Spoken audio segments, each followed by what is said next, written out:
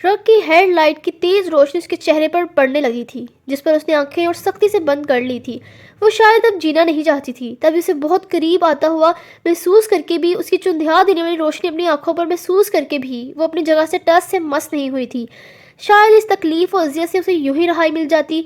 Truck اپنی پوری رفتار سے اس کی جانب آ رہا تھا، جو کہ راستے میں کھڑی تھی، اور ٹرک ڈرائیور کی سپیڈ کو دیکھ کر لگتا تھا کہ وہ اسے اپنے راستے سے اڑاتے ہوئے گزر جائے گا۔ اسے اپنے قریب آتے محسوس کرتے ہوئے اسرا کو اپنے جسم سے جان نکلتے ہوئے محسوس ہوئی۔ اس کی پیشانی خود بخود پسینے سے بھیگ گئی۔ ٹرک ڈرائیور لگاتار ہارن بجاتے ہوئے تیزی سے قریب آ رہا تھا، اور وہ آنکھیں بند کیے وہیں جمی کھڑی تھی۔ صرف کچھ سیکنڈز کا فرق تھا جب کسی نے اسے بازو سے تھام کر اپنی طرف کھینچا تھا۔ ٹرک تیزی سے اس جگہ سے گزر گیا تھا جہاں وہ کھڑی تھی۔ اسرا کا دل یکدم تیز رفتار سے دھڑکنے لگا تھا۔ اسے اپنے بازو کسی کی سخت گرفت میں محسوس ہوئی تھی۔ وہ کسی بے جان چیز کی طرح اس کے بھاری کندھے سے آ کر ٹکرائی تھی۔ اس کی پیشانی سے درد کی ٹھیس اٹھی تھی۔ وہ کسی کے بہت قریب کھڑی تھی، اور اس شخص کی کولون کی خوشبو کچھ جانی پہچانی سی تھی۔ اس نے اپنی آنکھیں کھولی تھی اور اپنی بے تاثر نگاہیں اپنے قریب موجود شخص پر اٹھائی تھی۔ اس کی آنسوؤں سے تر بھیگی ہوئی پلکیں اس شخص پر اٹھی تھی اور اس کی سنجیدہ سی شکوہ کناں نگاہوں سے جا ٹکرائی تھی۔ اسرا نے اپنی بدامی نم آنکھوں سے اسے بے تاثر نگاہوں سے دیکھا تھا۔ اس کی آنکھوں کی بیگانگی، خالی پن بہت عجیب سا تھا، جو کہ سامنے والے دل کو بے چین کر گیا تھا۔ یہ لاشعوری طور پر اس کے چہرے کو یک ٹک خالی خالی نگاہوں سے دیکھی گئی تھی، یوں جیسے اسے جانتی نہ ہو۔ اس کی سرخ بے تاثر آنکھوں میں موجود درد کو سامنے والے نے لب بھنجتے ہوئے اپنی سپاٹ نگاہوں سے دیکھا تھا۔ اس کا یہ انداز اس کی ذہنی لا تعلقی کی عکاسی کرتا تھا۔ سڑک کے ایک طرف وہ اس کے بالکل قریب کھڑی سرخ نگاہوں سے اسے دیکھی گئی۔ سرد ہوا نے جیسے اس کے دماغ کو مفلوج سا کر دیا تھا۔ اس کی ٹانگوں نے مزید اس کا وزن اٹھانے سے انکار کر دیا تھا۔ وہ اپنی بوجھل ہوتی پلکوں کو بند کرتی بے دم سی ہوتی اس کے بازوؤں میں ہی جھول گئی تھی۔ اس نے ضبط سے اس کی حالت دیکھی تھی۔ اس کے چہرے پر انگلیوں کے نشان دیکھے تھے، جو کہ یقیناً تھپڑ کے نشان تھے، جسے وہ پہلی نظر میں ہی پہچان گیا تھا۔ اس کا پھٹا ہوا ہونٹ دیکھا تھا، جس کے کنارے پر خون جمع ہوا تھا۔ اس کی سوجی ہوئی آنکھوں کے پوٹے دیکھے تھے۔ کچھ ہی گھنٹوں میں اس کی کیا حالت ہو گئی تھی۔ اس کمزور سی لڑکی کی یہ حالت دیکھ کر اس کا دل کیا کہ اس دنیا کو آگ لگا دے، اس پر ہاتھ اٹھانے والے کا ہاتھ ہی دھڑ سے الگ کر دے۔ اسے اس کی حالت دیکھ کر نہ صرف اس پر بلکہ اس کے گھر والوں پر بھی بہت غصہ آ رہا تھا، جس پر فی الحال وہ ضبط کے علاوہ کچھ نہیں کر سکتا تھا۔ اسرا کے ہاتھ پاؤں یوں تھے جیسے بے جان ہو، برف کے مانند سرد۔ اتنی سردی میں وہ اتنے گھنٹوں سے بغیر کسی شال یا جرسی کے سڑکوں پر خوار ہوتی رہی تھی۔ ہلکا سا جھک کر اسے اٹھاتے ہوئے وہ لب بھنچے اپنی گاڑی کی جانب بڑھا تھا۔ گاڑی کا پچھلا دروازہ کھول کر اسے احتیاط سے لٹاتے ہوئے اس نے گاڑی کا ہیٹر آن کیا تھا، اور فرنٹ سیٹ پر بیٹھتے ہوئے تیزی سے گاڑی سٹارٹ کرتے ہوئے اس کا رخ اپنے گھر کی جانب تھا۔ اس کی پیشانی پر نہ صرف غصے سے لکیریں جمع تھی، بلکہ وہ اس کی حالت دیکھ کر اس کے لیے متفکر بھی تھا۔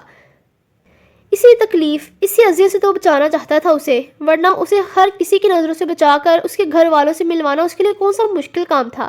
رمشا کی موت کے اگلے دن ہی اسرا پر اس کی موت کے الزام لگنے کے بعد اس کے بابا کا انتقال ہو گیا تھا، جس سے ساحر باخبر تھا، مگر وہ چاہ کر بھی یہ بات اسرا کو بتا نہیں پایا تھا۔ شاید اسے اس کے ٹوٹ جانے کا خوف تھا، شاید وہ اندر ہی اندر اسے تکلیف سے بچانا چاہتا تھا، شاید اسے بگڑتا ہوا نہیں دیکھ سکتا تھا، اور آج شام میں کی گئی اس کی بدتمیزی کی وجہ سے اسے اس پر اتنا غصہ آیا تھا کہ وہ ضبط کے باوجود بھی کنٹرول خود پر نہیں رکھ پایا تھا۔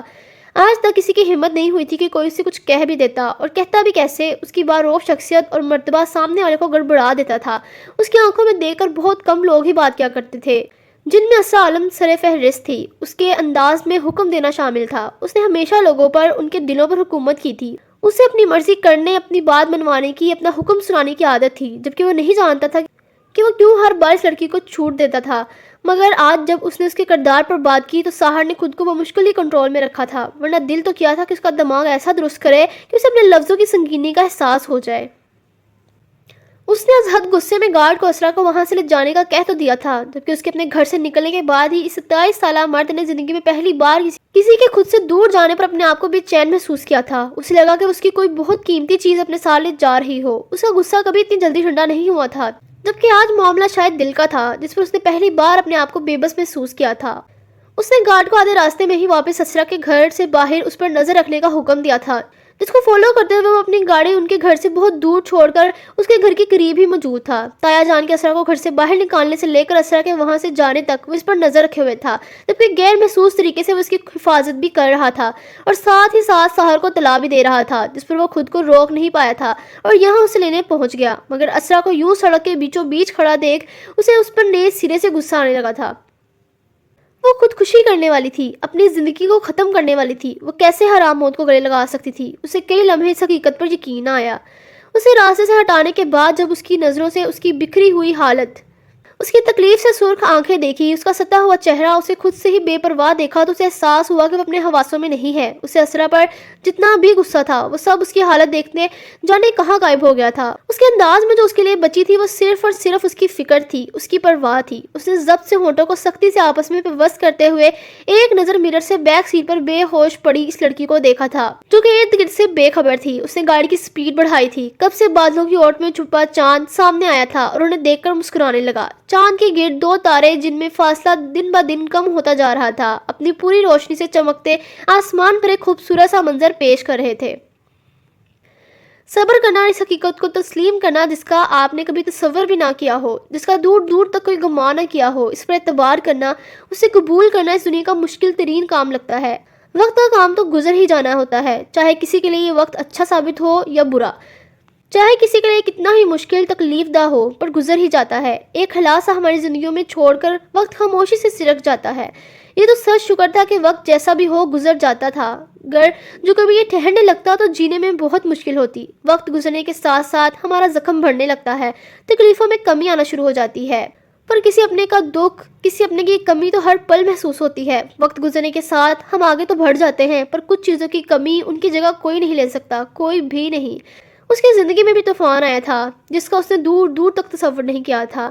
وہ بہت روئی تھی، تڑپی تھی، مگر وہ یہاں بے بس تھی۔ وہ اس حقیقت کو تسلیم کرنے کے لیے تیار ہی نہیں تھی۔ مگر کب تک؟ اس دن اس کے دل کے 100 ٹکڑے ہوئے تھے، یہ جان کر کہ اس کا باپ اس کی وجہ سے مرا تھا، اور اسرا عالم کو لگا تھا کہ وہ اس دنیا کی سب سے بد نصیب لڑکی ہے جس نے اپنے باپ کی بے پناہ محبت کے بدلے اسے ذلت بھری موت دی تھی۔ یہ احساس جرم اسے دن بہ دن اپنے اندر جکڑتے جا رہا تھا۔ وہ تنہائی ملتے ہی پاگلوں کی طرح رونے لگتی اور سب کے سامنے اس کے لبوں پر ایسے کفل پڑتے جیسے وہ کسی کو جانتے ہی نہ ہو۔ کسی کے بار بار مخاطب کرنے پر بھی وہ کوئی جواب نہیں دیتی تھی۔ وہ جیسے خود سے نہیں پوری دنیا سے قطع تعلق کر چکی تھی۔ اسے اپنے آپ سے نفرت محسوس ہوتی تھی۔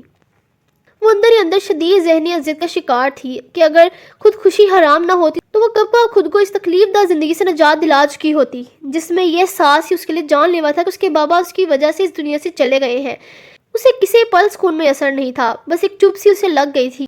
وہ نہ کسی کی بات کا جواب دیتی تھی اور نہ ہی کسی سے بات کرتی تھی۔ اسے کسی کی ضرورت نہیں تھی۔ وہ شاید خود کو سزا دے رہی تھی، تبھی اندر ہی اندر گھٹ گھٹ کر مر رہی تھی۔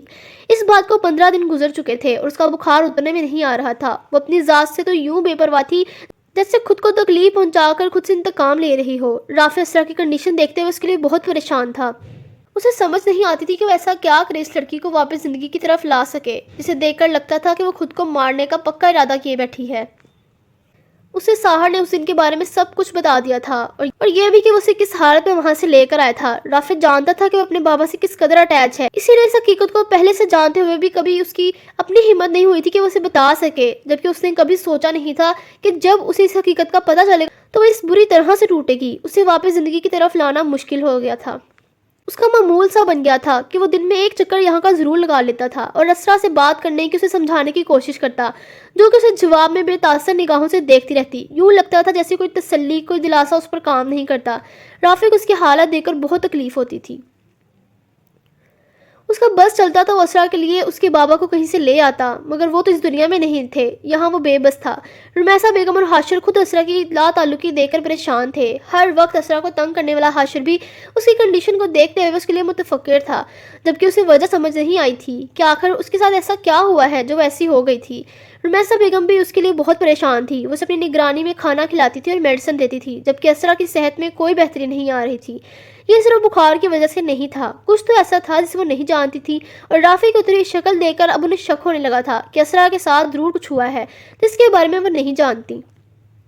اس رات ساحر جب اسرا کو گھر لایا تو رمیسا بیگم اور حاشر سو چکے تھے۔ وہ رات 3 بجے کے قریب گھر لایا تھا۔ نیکسی سے ملازمہ کو بلوا کر اس نے اسے اسرا کے کمرے میں ہی اس کے پاس ٹھہرنے کو کہا تھا اور اس کا خیال رکھنے کی تاکید کرتا وہ کمرے سے باہر چلے گیا تھا۔ راستے میں آتے ہوئے اسے ڈاکٹر کے پاس لے کر گیا تھا، جس نے اس کی کنڈیشن بتاتے ہوئے کہا تھا کہ وہ اس وقت شدید سٹریس میں ہے، جس کی وجہ سے اسے اتنی جلدی ہوش نہیں آئے گا۔ اس کا بی پی بری طرح لو تھا، اسے ڈرپ لگی ہوئی تھی جس میں ڈاکٹر نے سکون آور دوائیں شامل کر کے اس کے سٹریس کو کم کرنے کی کوشش کی تھی۔ کچھ گھنٹے ہاسپٹل میں گزارنے کے بعد اسے گھر لے آیا تھا، جبکہ وہ ہنوز بے ہوش تھی۔ डॉक्टर ने उसे ज़हनी सुकून मुहैया करने की खास तलकीन की थी, वरना उसका नर्वस ब्रेकडाउन हो सकता था। साहा ने लब भुंचे उसकी हालत देखी थी। वो तकलीफ में थी, मगर जाने क्यों उसका दिल उसकी हालत पर अंदर ही अंदर तड़प रहा था, जिसे वो मुश्किल ही अपने संजीदा तासरात में छुपाए हुए था। रुमैसा बेगम को उसने पहले ही बता दिया था कि असरा राफी के साथ बाहर गई थी, जहां उसका मामूली से एक्सीडेंट हो गया था, जिसकी वजह से वो कुछ देर हॉस्पिटल में भी एडमिट रही थी। उसे मामूली सी चोटें लगी हैं, बस वो डर की वजह से बेहोश हो गई थी। राफी इसके साथ ही था जब उसे घर लाया। राफी को रात ही वो कॉल करके सारी कहानी समझा चुका था। ये सब सिचुएशन उसने लम्हों में क्रिएट की थी, जिस पर रुमैसा बेगम के साथ हाशिर भी मुतमईन हो गया था, मगर असरा को कोई खास चोट नहीं लगी थी, जिस पर उन्होंने शुक्र अदा किया। खौफ की वजह से वो बेहोश हुई थी और अब उसे बुखार हो गया था। साहिर शार्प माइंडेड था, अपनी बात पर सामने वाले को यकीन दिलाना उसके बाएं हाथ का खेल था। वो इन दोनों को ही मुख्तसर सी कहानी सुनाता मुतमईन कर चुका था। मैं आपसे आखिरी बार पूछ रहा हूँ, मुझे बिल्कुल सच जानना है, आपने अब्बू की झूठी कसम खाई थी ना? हाजिम ने जब से अपने सामने बैठी अपनी माँ को शक की निगाहों से देखते हुए पूछा।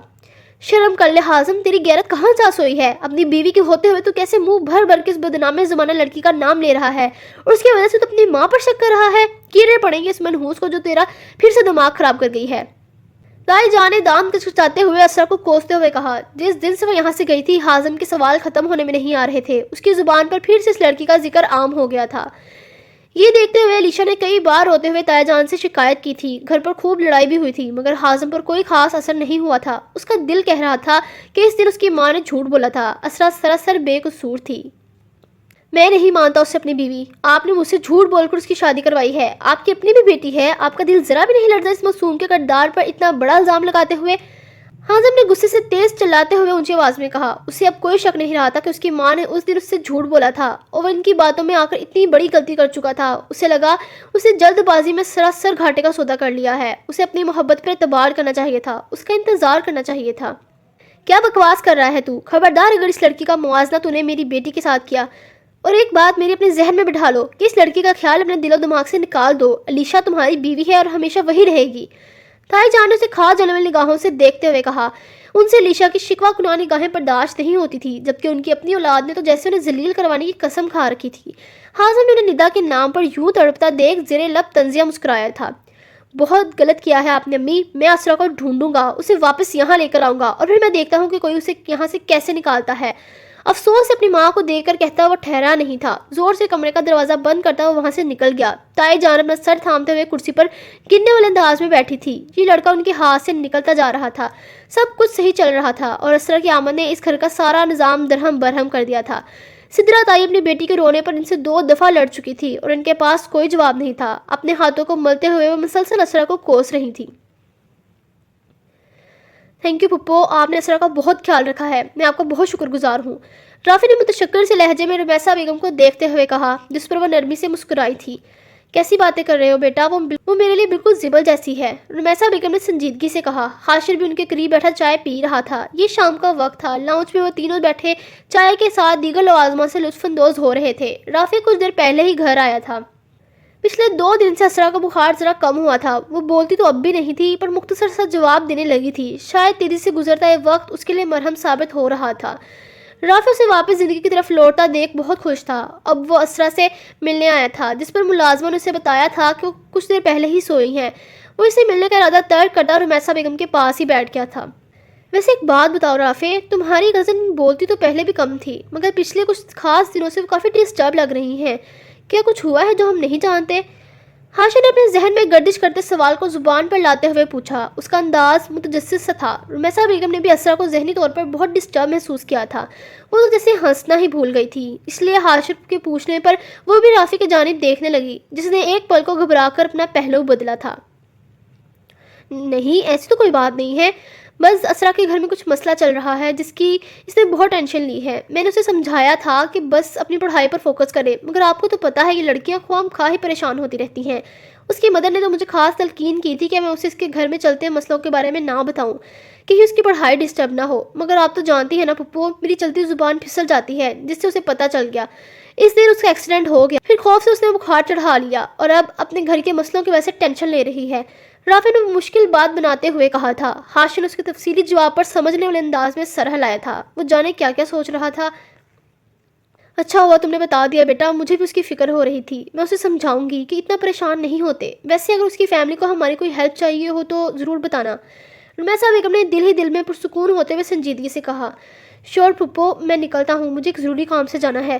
رافع نے اپنی چائے کا خالی کپ ٹیبل پر رکھتے ہوئے جرات میں کہا۔ اسے 7 بجے سے پہلے ایک جگہ پر پہنچنا تھا، ورنہ سہار اس کی جان نکال دیتا۔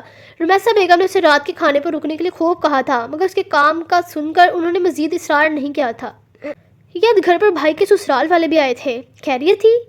ہاشم نے LED آن کرتے ہوئے سرسری سے ایک نگاہ رمیسا بیگم پر ڈالتے ہوئے پوچھا، جو کہ ملازموں کو آواز دیتے ہوئے برتن اٹھانے کا کہہ رہی تھی۔ ہاں خیریت سے آئے تھے، وہ شادی کے بارے میں بات کر رہے تھے، اور اب مجھے لگتا ہے کہ ہمیں بھی ڈیٹ فکس کر دینی چاہیے، زیادہ لیٹ نہیں کرنا چاہیے۔ ویسے بھی منگنی کو 5 ماہ ہونے والے ہیں۔ رمیسا بیگم نے اسے اپنے ارادے سے آگاہ کرتے ہوئے کہا تھا۔ سوچ لیں ایک بار، میرا مطلب ہے بھائی ہیرا کے ساتھ ایڈجسٹ کر لیں گے۔ آپ نے دیکھا نہیں، ان پر تو منگنی کا کوئی اثر نہیں ہوا، اور ہیرا بہت مختلف ہے، اس کے اور بھائی کی نیچر میں بہت فرق ہے۔ ہاشم نے کچھ سوچتے ہوئے کہا۔ اسے ہیرا منگنی سے پہلے جیسے کم گوسی لگتی تھی وہ ویسی نہیں تھی۔ منگنی کے بعد اس کا یوں بے دھڑک یہاں آنا جانا، اور دوسرا سہار کے مزاج سے بھی وہ بخوبی واقف تھا۔ اسے اب ہیرا اپنے بھائی کے لیے بس ٹھیک ہی لگ رہی تھی۔ کیوں؟ اب ان سب باتوں کو کیا مطلب ہاشر؟ خبردار جو سہار کے سامنے ایسی کوئی بھی بات کی تو شادی کے بعد سب ہی بدل جاتے ہیں، تم دیکھنا وہ دونوں ایک دوسرے کے ساتھ بہت خوش رہیں گے۔ جانے دو سہار کو، کرتی ہوں میں بات اس سے۔ رمیسا بیگم نے اسے خفگی سے دیکھتے ہوئے وارن کرنے والے انداز میں کہا تھا، جس پر وہ شانے چکاتا ہوا LED پر چینل سرفنگ کرنے لگا۔ رمیسا بیگم سے بحث کرنے کا اس کا کوئی موڈ نہیں تھا، اس لیے اس نے خاموشی ساتھ لی تھی۔ اب جو کرنا تھا وہ سہار کو ہی کرنا تھا، اور یہ بات وہ بھی جانتا تھا کہ وہ اتنا سیدھا ہرگز نہیں ہے کہ اگر اس کا دل راضی نہ ہو تو اسے کوئی شادی پر فورس کر بھی نہیں سکتا تھا۔ ایک تھکا دینے والا دن گزر گیا تھا۔ رات کی گہری سیاہی ہر سو آسمان پر پھیلی ہوئی تھی۔ اس کا آج کا دن بہت مصروف گزرا تھا۔ وہ لیٹ نائٹ ہی گھر لوٹا تھا۔ فریش ہو کر کھانا کھانے کے بعد وہ پھر سے اسٹڈی میں اپنے نامکمل کام کو پورا کرنے میں مصروف ہو گیا تھا۔ رات کے 2 بجے کا وقت تھا جب نیند سے اس کی آنکھیں بوجھل ہونے لگی تھی۔ وہ تو اپنے سامنے کھلی فائل کو بند کرتا ہوا اسٹڈی روم سے باہر نکلا تھا۔ اپنے ہاتھ سے رسٹ واچ اتارتے ہوئے اس نے ایک سرسری سی نظر کمرے کی قد دیوار کی کھڑکی سے باہر دیکھا تھا۔ وہ اپنی نظریں واپس پھیر لیتا جب کسی پر نظر پڑتے ہوئے ایک پل کو ٹھٹک کر رکا تھا۔ اس کا اپنا رسٹ واچ اتارتا ہاتھ وہیں تھما تھا۔ وہ رات کے اس پہر اتنی ٹھنڈ میں لون میں اکیلی بیٹھی تھی، اس کے ارد گرد کوئی نہ تھا۔ اس کی اس جانب پشت تھی، وہ بیمار تھی، یہ سرد ہوائیں اس کے لیے بالکل ٹھیک نہیں تھی۔ سہار نے اسے یوں خود سے لا تعلق بنے بیٹھے دیکھ ایک تھکی ہوئی سی سانس کھینچی تھی۔ یہ لڑکی اپنی جان کی خود ہی دشمن بنی بیٹھی تھی۔ ابھی 2 دن پہلے ہی اس کی طبیعت کچھ سنبھلی تھی۔ وہ اس دن کے بعد سے اس کے سامنے نہیں آیا تھا، جبکہ وہ اس سے بے خبر ہرگز نہیں تھا۔ اس کے دل کو بس ایک سکون تھا کہ اس کے پاس ہے، اس کے گھر میں ہے، اور یہاں اسے کوئی نقصان نہیں پہنچا سکتا۔ اسے بغیر پل کے جھپکے ہنوز ایک ہی پوزیشن میں بیٹھا ہوا دیکھ سر جھٹکتا ہوا اپنے کمرے سے باہر نکلا تھا اور لون کا رخ کیا۔ اب اس کی نظر اس پر پڑ چکی تھی اور اسے نظر انداز کرنا دن بدن مشکل ہوتا جا رہا تھا۔ پورے گھر میں خاموشی چھائی ہوئی تھی۔ داخلی دروازے کو کھولتے ہی ایک سرد ہوا کے جھونکے نے اس کے چہرے کو چھوا تھا۔ وہ لمبے لمبے ڈگ بھرتا لون میں داخل ہوا تھا، جہاں وہ خاموشی سے اپنا چاند سا چہرہ اٹھائے اوپر آسمان کو بڑی فراغت سے دیکھ رہی تھی۔ ہلکے سے سکن رنگ کے جوڑے میں ملبوس بے نیازی سے کاندھوں کے دونوں طرف سیاہ شال لپیٹے وہ خود سے لا تعلق سی لڑکی اپنے جان لیوا حسن سے بے نیاز تھی۔ چاند کی روشنی اس کے گلابی چہرے کو چھوتی ہوئی اس سے مزید نمایاں کر رہی تھی۔ اس کے گھنگریالے لمبے بال ڈھیلی سی چٹیا میں مقید تھے، جس میں سے لاتعداد سیاہ گھنگریالی لٹیں اس کے چہرے کی طرف پھیلی ہوئی تھی۔ اس کی بادامی آنکھوں میں دنیا جہان کی اداسی تھی، یوں لگتا تھا کہ اس کا آسمان میں کچھ کھو گیا ہے، جسے ڈھونڈنے میں وہ اتنی مگن تھی کہ اسے اپنے ارد گرد کا کوئی خیال ہی نہیں تھا۔ اس کی بادامی آنکھوں کی کانچ میں ایک انوکھی سی کشش تھی، دوسروں کو اپنی جانب کھینچنے والی کشش، جیسے وہ اس ماہتاب کو یوں اپنی ذات میں مگن دیکھ کر ایک پل کو اس کے حسن میں الجھا تھا۔ کئی لمحے اپنی جگہ پر منجمد سا اسے دیکھتا رہا۔ اسے دیکھ کر بے ساختہ اس بات پر یقین ہوتا تھا کہ اللہ نے اسے حسن کی بے شمار دولت سے نوازا ہے۔ کچھ تو تھا ایسا اسرار عالم میں جو اس جیسے سنجیدہ سے انسان کی ساری توجہ اپنی جانب مبذول کروا چکی تھی، اس کے دل کی دنیا میں داخل ہو چکی تھی۔ وہ اس کی ہم مزاج تو نہیں تھی، مگر وہ پھر بھی اسے اچھی لگنے لگی تھی۔ شاید اس کا دل اس کی خودداری پر آیا تھا، اس کے با کردار با حیا ہونے پر آیا تھا، شاید وہ اس کے معیار کے پیمانوں پر پوری اتری تھی۔ اسرار عالم عام لڑکی ہرگز نہیں تھی۔ سرد ہوا کا ایک تیز جھونکا اس کے چہرے سے ٹکرایا تھا، جو اسے واپس حال کی دنیا میں کھینچ لایا تھا۔ وہ اپنا سر جھٹکتا ہوا قدم قدم چلتا اس کی جانب بڑھا تھا۔ اسرا بینچ پر بیٹھی ہوئی تھی، وہ اسی بینچ پر اس سے کچھ فاصلے پر بیٹھتے ہوئے اس کی نظروں کے تعاقب میں اوپر آسمان کی طرف دیکھنے لگی۔ چاند کی روشنی میں ان دونوں کا عکس بہت مکمل سا لگنے لگا تھا۔ اس کے پاس آ کر بیٹھ جانے پر جیسے کسی ادھوری تصویر مکمل ہو گئی تھی۔ چاند اس معصوم سی لڑکی کے ساتھ اس شاندار شخص کو دیکھ کر مسکرایا تھا اور بادلوں کی اوٹ میں چھپ گیا۔ انہیں یوں ہی بیٹھے جانے کتنے لمحے سرکے تھے، مگر دونوں طرف خاموشی ہنوز قائم تھی۔ کچھ دیر بعد سحر نے گردن موڑ کر اس کی جانب دیکھا تھا، جس کا نیم رخ اس کی جانب تھا۔ جانے وہ اس کی موجودگی محسوس کر کے بھی نظر انداز کر رہی تھی، یا سچ میں وہ اپنے خیالوں میں اتنی مگن تھی کہ اس کی موجودگی کو محسوس نہ کر پائی تھی۔ اس نے ہلکا سا گلا کھنکارتے ہوئے اس خاموشی کو توڑا تھا۔ کیسی طبیعت ہے اب تمہاری؟ سحر نے سنجیدگی سے لہجے میں پوچھا تھا۔ اس کے کانوں میں رس کھولتی مگر سپاٹ سی آواز پہ اپنے پہلو سے سنتے ہوئے اسرا نے چہرہ موڑ کر صرف ایک نظر اسے دیکھا تھا اور پھر سے واپس وہ آسمان کی جانب دیکھنے لگی۔ بدقسمتی سے اب تک زندہ ہوں۔ اس کی بات کے جواب میں اسرا کی دگنی سنجیدگی بھری آواز اس کی سماعتوں سے ٹکرائی تھی۔ اس کے جواب پر سحر کی پیشانی پر ناگواری کی 2 لکیریں قائم ہوئی تھیں۔ وہ ہنوز آسمان کی جانب متوجہ تھی، جبکہ اس کی بات کا اس نے باقاعدہ جواب دیا تھا۔ بس اتنی سی ہمت تھی؟ ابھی سے تھک گئی اس زندگی کے امتحانوں سے؟ تم تو خود کو بہت بہادر کہتی تھی، تمہارے نزدیک تم ہارنے والوں میں سے نہیں تھی، میدان چھوڑ کر بھاگنے والوں میں سے نہیں تھی۔ اسے ناگوار گزرا تھا اس کا اپنی زندگی سے یوں مایوس ہونا، جس پر وہ نہ چاہتے ہوئے بھی تلخی سے بولا تھا۔ انداز اسرا عالم کو اس کی باتیں یاد کروانے والا تھا۔ اسرا کو لگا جیسے اس نے اسے تانا مارا ہو۔ اس نے ایک پل کو ضبط سے آنکھیں بند کر کے کھولی تھی۔ جب آپ کے جینے کی وجہ ہی ختم ہو جائے تو پھر کیسی لڑائی؟ کون سا میدان؟ کہاں کی ہمت؟ کیسی جیت کی چاہ؟ جب ہمت بڑھانے والے ہی ساتھ چھوڑ جائیں تو حوصلے خود بخود پست ہونے لگتے ہیں۔ اداس سے لہجے میں وہ کہتی اپنی عمر سے بڑی لگی تھی، یوں جیسے اس کے لہجے میں صدیوں کی تکان ہو۔ وہ کچھ نہیں بولا تھا، یا شاید ایک پل کو اس کا لہجہ اسے خاموش کروا گیا تھا۔ اس کے الفاظ اس کے اندر موجود درد کی عکاسی کرتے تھے۔ ہماری ہمت بڑھانے والے کبھی یہ نہیں چاہیں گے کہ ان کی غیر موجودگی میں بھی ہم مشکل حالات سے گھبرا کر خود کو اس لڑائی سے باہر نکال لیں اور دوبارہ پھر سے جینے کی وجہ ڈھونڈنا مشکل تو نہیں؟ اس کی نظروں کے تعاقب میں دیکھتے ہوئے وہ اسی کے لہجے میں گہری سنجیدگی سے بولا تھا۔ مجھ پر ایک احسان کریں گے؟ اسرا نے اپنا رخ اس کی جانب موڑتے ہوئے براہ راست اس کی سنہری آنکھوں میں دیکھتے ہوئے سپاٹ چہرے سے کہا۔ سحر نے کچھ حیرانی سے اسے دیکھا تھا۔ جس اسرا عالم کو وہ جانتا تھا وہ تو اس کے احسان لینے سے کتراتی تھی، وہ تو اس کی مدد کو احسان کا نام دے کر ہمیشہ اسے بچتی آئی تھی۔ وہ اس کی بات کے جواب میں کچھ بول نہ سکا، جبکہ اس کی سوالیہ نظریں اسی کے چہرے پر جمی ہوئی تھی۔ آپ مجھے اریسٹ کر لیں، میں کورٹ میں سب کے سامنے قبول کر لوں گی کہ میں نے ہی رمشا کا مرڈر کیا ہے۔ شاید یہ سزائے موت ہی مجھے اس تکلیف دہ پچھتاوے سے نجات دلا دے۔ اسرا نے جس بے رحمی سے اپنی زندگی کا فیصلہ کیا تھا، سحر نے اتنی ہی حیرانی سے اس ظالم لڑکی کو دیکھا تھا، جس کے ذہن سے جانے کون سی پراگندہ سوچیں گردش کر رہی تھیں۔ تمہارا دماغ درست ہے؟ بے موت مرنا چاہتی ہو؟ کہاں گئی وہ تمہاری انصاف لینے کی باتیں؟ کہاں گئی تمہاری وہ عزت نفس جس میں تم اسے فیور تک لینا گوارا نہیں کرتی تھی؟ صحیح اور غلط کا فرق پتہ ہوتے ہوئے بھی تم برائی کو روکنے کے بجائے اپنے اوپر لگے اس الزام کو غلط ثابت کرنے کے بجائے بزلوں کی طرح پھانسی کے پھندے پر لٹکنے کی خواہش کر رہی ہو۔ سحر نے ذرا غصے سے کہا۔ اس کا دل تو کیا اسے جھنجھوڑ کر رکھتے، جسے بولتے ہوئے اپنے لفظوں کا کوئی احساس ہی نہیں ہوتا تھا۔ میرے ہونے یا نہ ہونے سے اب کسی کو کوئی فرق نہیں پڑتا۔ میرے سارے خواب ٹوٹ چکے ہیں، بالکل میری امیدوں، میرے انتظار کی طرح۔ اب مجھے کوئی چاہ نہیں۔ اسرا نے لب بھونجتے ہوئے اپنے لبوں کی ضبط سے سختی سے بوست کرتے ہوئے کہا، جبکہ یہ کہتے ہوئے اس کی آنکھیں چھلکنے کو تیار تھیں اور دل کے عالم میں گہری خاموشی سے چھا گئی تھی۔ اس کے ہارے ہوئے درد بھرے لہجے کی تکلیف دوسری جانب اسے بھی محسوس برابر ہوئی تھی۔ اسرا کی بادامی آنکھوں میں جمع ہوتے آنسوؤں کا منظر بہت متوجہ کن تھا۔ وہ اپنی نگاہیں چرا گیا۔ مایوسی گناہ ہے۔ کئی لمحوں بعد وہ سمجھانے والے انداز میں نرمی سے بولا تھا۔ اس کا لہجہ ہمدردانہ تھا۔ ایک انسان کب تک صبر کر سکتا ہے؟ میں انسان ہوں، کب تک خود کو دلاسے دوں گی؟ ایک دن سب ٹھیک ہو جائے گا، کہ ایک دن میری زندگی کی یہ تاریکی بھی ختم ہو جائے گی اور اجالے کی پرسکون صبح مجھے نصیب ہوگی۔ کب تک؟ میں نے کسی کے ساتھ کوئی برا نہیں کیا تھا، پھر میرے ساتھ ہی ایسا کیوں مجھے ہی زندگی کی بھاگ دوڑ سے باہر نکال دیا گیا؟ میں یہ سب اللہ کی رضا کی خاطر صبر سے برداشت کر بھی رہی تھی، کبھی اللہ سے شکوہ نہ کرتی، لیکن میرے بابا… اس کی مختصر سی بات کے جواب میں وہ بولی نہیں تھی، اپنی تکلیف اسے بتاتے ہوئے گویا اپنے ساتھ ہوئے ظلم پر احتجاج کر رہی تھی، جبکہ اس دوران آنسو اس کی آنکھوں سے کسی آبشار کی طرح بہہ رہے تھے جسے وہ یک ٹک سانس روکے دیکھ رہا تھا۔ وہ اس سے اپنا حال دل کہہ رہی تھی۔ سحر کو اپنی قسمت پر یقین آیا، شاید وہ اسے اپنے حواسوں میں نہیں تھی، تبھی اپنے سب سے ناپسندیدہ شخص سے انجانے میں ہی اپنی اذیتیں بانٹنے لگی تھی۔ اسرا اپنے بابا کے ذکر پر ایک پل کو ضبط سے رکی تھی۔ اس کی آواز رنسی گئی تھی، اس کے گلے میں آنسوؤں کا پھندا سا پھنسا تھا، اسے بولنے میں تکلیف ہوئی۔ کئی لمحے وہ اپنے لرزتے ہوئے لبوں کا پیوست کرتی اپنی کیفیت پر قابو پانے کی سعی میں ہلکان ہوتی رہی، جبکہ یہ بہت تکلیف دہ اور مشکل امر تھا۔ میرے بابا میری وجہ سے تو نہ مرتے، وہ میری وجہ سے اس دنیا سے چلے گئے۔ میری ماما میری شکل دیکھنے کی روادار نہیں ہے۔ ان کی آنکھوں میں میرے لیے نفرت تھی، غصہ تھا۔ وہ کہہ رہی تھی کہ میں مجرم ہوں، میں نے مارا ہے اپنے بابا کو۔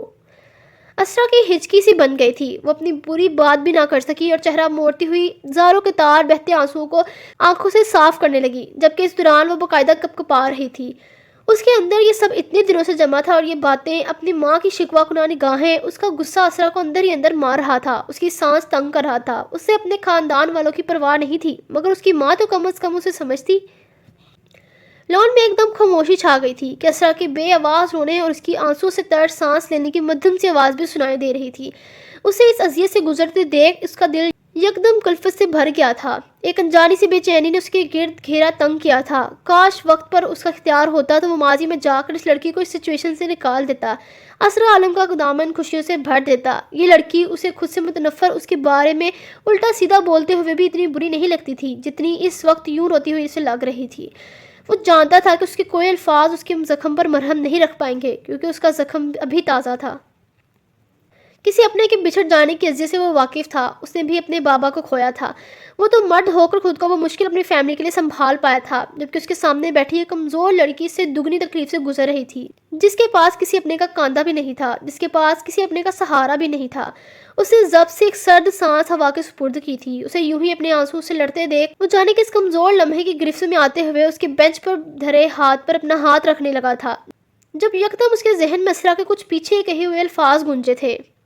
آپ کو کیا لگتا ہے کہ میں چھوٹی بچی ہوں، آپ کی بدنیتی کو نہیں پہچانتی؟ آپ کا یوں مجھے بہانے بہانے سے ٹچ کرنا، مجھ پر اپنا روب جمانا، سب سمجھتی ہوں میں۔ آپ میری بے بسی کا فائدہ اٹھانا چاہتے ہیں۔ میرا بس چلے تو آپ کے ان ارادوں پر آپ پر ہراسمنٹ کا کیس کر دوں۔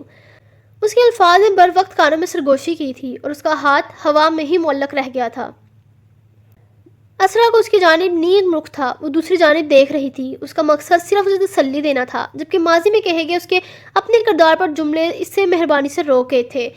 اس نے اپنے ہاتھ کی مٹھی سی بنا کر اپنا ہاتھ واپس کھینچ لیا تھا، جبکہ چہرے کے تاثرات خود بخود سنجیدہ سے ہو گئے تھے۔ وہ اس کی باتیں بھلا نہیں سکتا تھا، بس یہ صحیح وقت نہیں تھا اسے اس کے کہے گئے لفظوں کا احساس دلانے کے لیے، اس لیے وہ وقت کی نزاکت کو دیکھتے ہوئے اس بارے میں خاموش تھا۔ کچھ لمحے یوں ہی خاموشی کی نظر ہوئے تھے، دونوں کی سوچیں ایک دوسرے سے مختلف تھیں۔ مایوسی کسی مسئلے کا حل نہیں ہوتا۔ اگر تمہارے دل میں واقعی اللہ سے محبت موجود ہے تو ہمیشہ اس بات پر ایمان رکھنا کہ اللہ کبھی کسی انسان پر اس کی طاقت سے ذرا بوجھ نہیں ڈالتا۔ تم اس وقت جہاں بھی ہو، اس میں بھی اللہ کی کوئی نہ کوئی حکمت تمہاری بہتری ہوگی، جس کا اندازہ تمہیں صحیح وقت آنے پر ہوگا۔ جس طرح ہر رات کے بعد صبح کا سورج طلوع ہوتا ہے، اسی طرح ایک دن تم بھی اس بوجھ سے آزاد ہوگی۔ سب کی آنکھوں پر بندھی پٹی اتر جائے گی اور تم اندھیرے کے بعد اجالے کی پرسکون صبح دیکھو گی۔ اسے سنجیدہ سے لہجے میں بغیر اسے دیکھے مطمئن سے لہجے میں کہا، جانے اس کے لفظوں میں کیسی تاثیر تھی کہ وہ اپنے آنسوؤں بھری آنکھوں سے اس وجید چہرے کو دیکھے گئی۔ اس کے الفاظ میں سکون سا تھا جو کہ اس کے تڑپتے دل کو شانت کر گیا تھا۔ اسرا کو لگا اس کی باتوں نے اس کے گرد کوئی حصار کھینچ دیا ہو جس میں سے نکلنا آسان نہیں تھا، اور وہ اس لمحے شاید نکلنا بھی نہیں چاہتی تھی۔ اس کے ذہن میں چلتی سوچیں ایک پل کو تھم سی گئی تھی، وہ بے چینی سے پرسکون ہو گئی تھی۔ اسے اس وقت کسی غمگسار کی ضرورت تھی جو ایک دفعہ اسے بتاتا کہ اس نے نہیں مارا اپنے بابا کو، اس میں اس کا کوئی قصور نہیں تھا۔ وہ نہ سوچے منفی سوچوں کو، اور ساحر اس لمحے اس کے لیے کسی ہمدرد سے کم ثابت نہ ہوا تھا۔ لون میں سردی بڑھنے لگی تھی، ساحر نے کوئی جیکٹ وغیرہ نہیں پہنی ہوئی تھی، دوسری جانب وہ بھی یوں ہی بیٹھی تھی۔ اسے اپنی نہیں اسرا کی فکر تھی، جس کی طبیعت 2 دن پہلے ہی سنبھلی تھی۔ اس کی نظریں مسلسل اپنے چہرے پر محسوس کرتے ہوئے وہ ہلکا سا رخ موڑ کر اس کی جانب میں توجہ ہوا تھا۔ اس کے گلابی رخساروں پر آنسوؤں کے نشان تھے، اور وہ بے یقینی و بے تاثر سے نگاہوں سے اسے دیکھ رہی تھی۔ اس کے یوں دیکھنے پر ساحر کے لبوں پر مدھم سی مسکراہٹ نمودار ہوئی تھی، اور اسی لمحے اس کی تھوڑی میں پردہ خم نمودار ہوا تھا، جس نے اس کی مسکراہٹ مزید حسین ہو جاتی۔ سردی بڑھ رہی ہے، تمہیں ریسٹ کرنا چاہیے، وہ ہولے سے اس کے پہلو سے اٹھتا ہوا نرمی سے بولا تھا، تو جیسے اسرا کا بھی سکتہ ٹوٹا ہو۔ اس کے یوں ایک دم اٹھنے پر ہوش میں آتی شرمندگی سے پہلو بدل کر رہ گئی، اور ایک نظر اپنے اطراف پر لان میں دیکھا جہاں کوئی نہیں تھا۔ وہ آدھی رات کو یہاں اس کے ساتھ یوں تنہا بیٹھی تھی، ایک دم ہی اپنی بے وقوفی پر گھبرا کر رہ گئی، اور تیزی سے اپنی جگہ سے اٹھتی۔ اس لحظے میں وہ قدم آگے بڑھانے لگی تھی جب اپنے سوئے ہوئے قدموں سے چلنے کی تردد کرتی وہ لڑکھڑا کر گرتی اگر وہ اسے فوراً نہ تھامتا۔ اسرا نے گھبرائی ہوئی نگاہیں اٹھا کر اس کی جانب دیکھا تھا۔ اس کی روئی روئی سرخ سی بادامی آنکھوں کا سحر جان لیوا تھا۔ لان میں لگی لائٹس نے اس کے چہرے کو منور کر دیا تھا۔ اس کا سرد نازک سا ہاتھ اس کی مضبوط ہتھیلی میں قید تھا۔ اسرا نے اگلے ہی لمحے سنبھلتے ہوئے اپنا ہاتھ اس کے ہاتھ سے چھڑوایا تھا اور بمشکل اپنے سوئے ہوئے پیروں پر وزن ڈالتی ہی وہ مزید یہاں رکے چھوٹے چھوٹے قدم احتیاط سے اٹھاتی اپنے کمرے کی جانب بڑھ گئی۔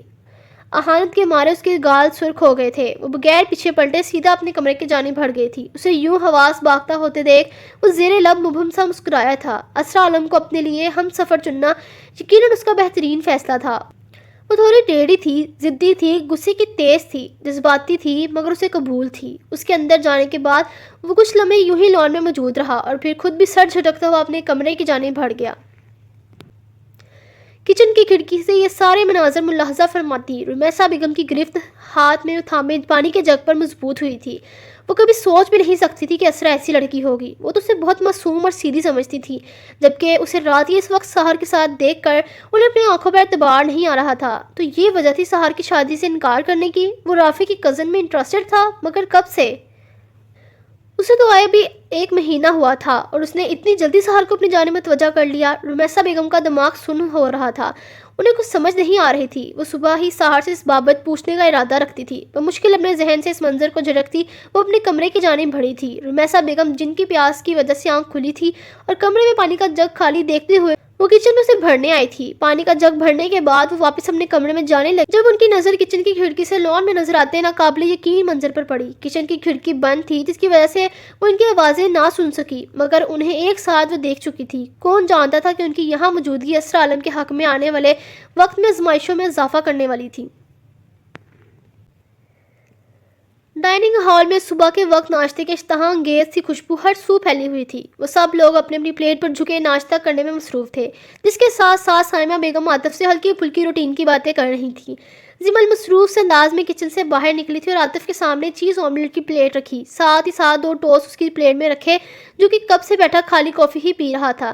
زمل کے یوں مصروف سے انداز میں اپنی پلیٹ میں ناشتہ رکھنے پر سائمہ بیگم کی کسی بات کا جواب دیتے عاطف نے پوری توجہ سے چہرہ اٹھا کر اسے دیکھا تھا، جو کہ میرون کلر کے ڈریس میں موجود سادگی میں بھی جچ رہی تھی۔ سنہری بالوں کا ڈھیلا سا جوڑا بنائے وہ سیدھا اس کے دل میں اتر رہی تھی، جبکہ اس کے چہرے پر ناراضگی کے ساتھ ساتھ سنجیدگی بھی ہنوز قائم تھی۔ عاطف کی نظریں اپنے چہرے پر محسوس کر کے بغیر کوئی نوٹس لیے وہ اس کے ساتھ والی چیئر گھسیٹ کر بیٹھی تھی اور ٹیبل سے خالی گلاس اٹھاتے ہوئے اس کا ارادہ اپنے لیے گلاس میں جوس نکالنے کا تھا جو کہ فریحہ کے پاس پڑا تھا، اور زمل کو جوس کی طرف دیکھتا دیکھ وہ اپنی نظروں کا زاویہ بدل چکی تھی۔ مبادہ زمل اسے جوس پاس کرنے کا ہی نہ کہتے۔ اسے یوں نگاہیں بدلتا دیکھ زمل اپنی چیئر سے اٹھنے لگی تھی جب عاطف نے فریحہ کو آواز دیتے ہوئے جوس پاس کرنے کا کہا تھا، جس پر فریحہ نے معصومیت سے اس کی جانب دیکھتے ہوئے جلدی سے جوس کا جگ اسے پاس کیا تھا۔ عاطف نے اسے کانچ کے خوبصورت سے ڈیزائن کا جگ تھامتے ہوئے زمل کے گلاس میں جوس ڈالا تھا، جس پر زمل نے ایک سنجیدگی بھری نگاہ اس کے وجیح چہرے پر ڈالی تھی اور گلاس اٹھا کر خاموشی سے جوس پینے لگی۔ عاطف اس کا بنایا ہوا ناشتہ کرنے لگا۔ حنان عادت کے مطابق اس وقت سو رہا تھا۔ ان میں خاموشی کی دیوار اب بھی قائم تھی، جبکہ وہ دونوں شاید اب اپنی ذمہ داریاں نبھا رہے تھے۔ سائمہ بیگم سمیت بنش بھابھی فریحہ نے ناگوار نظروں سے زمل کو دیکھا تھا اور دوبارہ اپنے ناشتے کی طرف متوجہ ہو گئی۔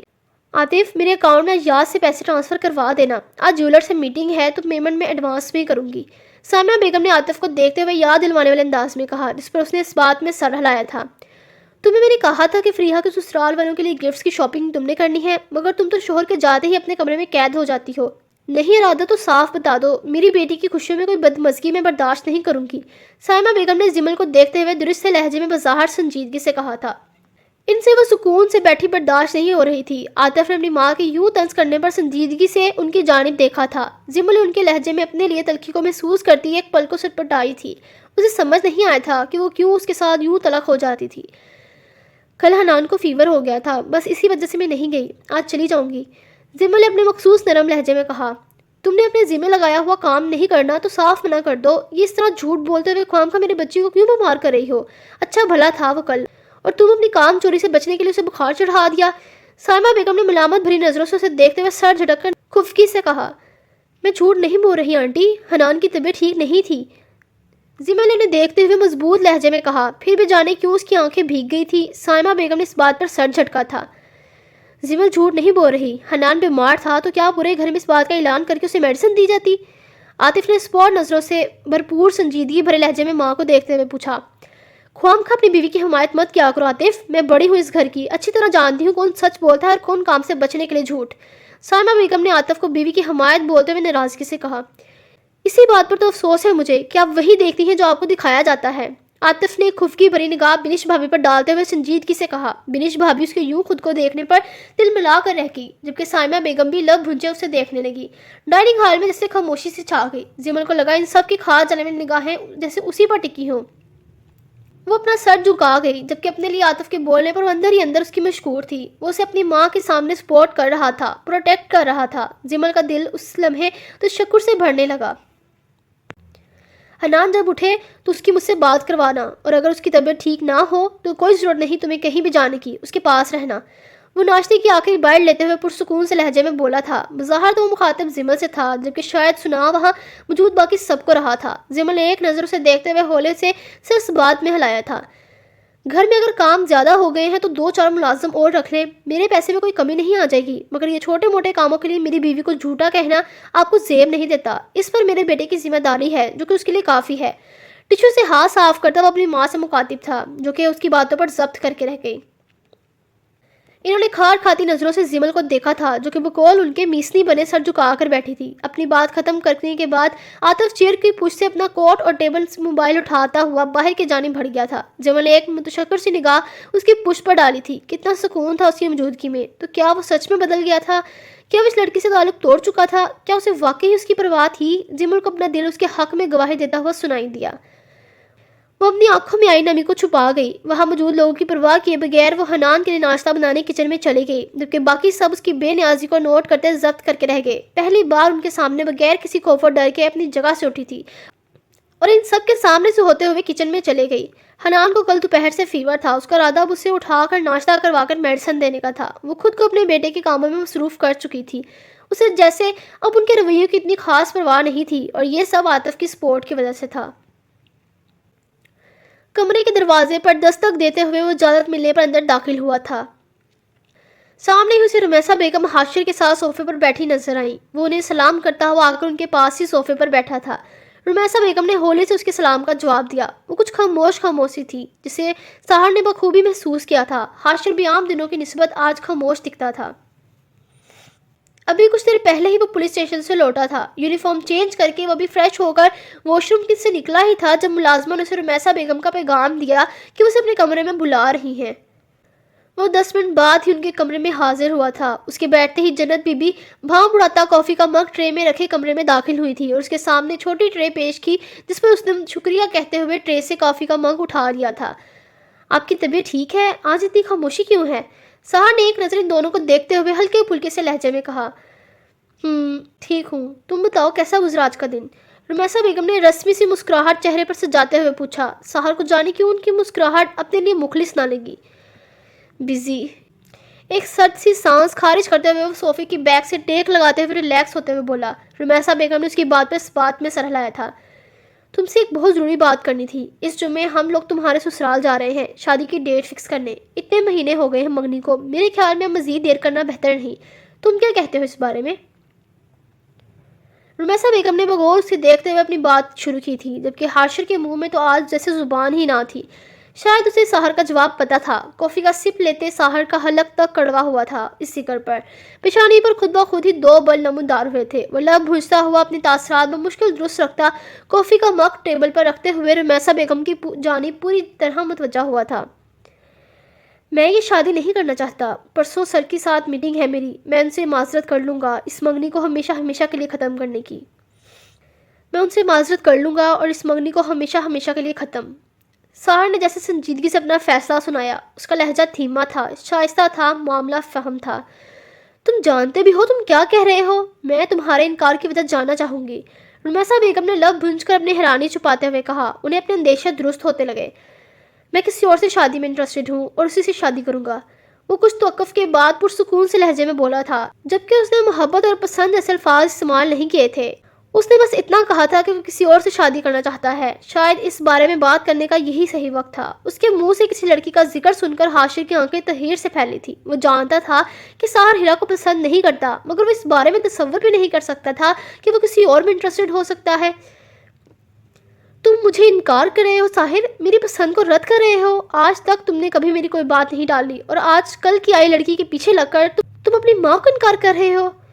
رمیسا بیگم نے بے یقینی سے ساحر کو دیکھتے ہوئے خفگی سے کہا۔ انہیں اس لمحے اسرا سے نفرت سی محسوس ہوئی تھی، جسے وہ بہت معصوم سمجھتی تھی، اور اس نے ہی ان کے سب سے فرمانبردار بیٹے کو ان کے سامنے لا کر کھڑا کر دیا تھا، جس نے آج تک ان کی کسی بات سے انکار نہیں کیا تھا۔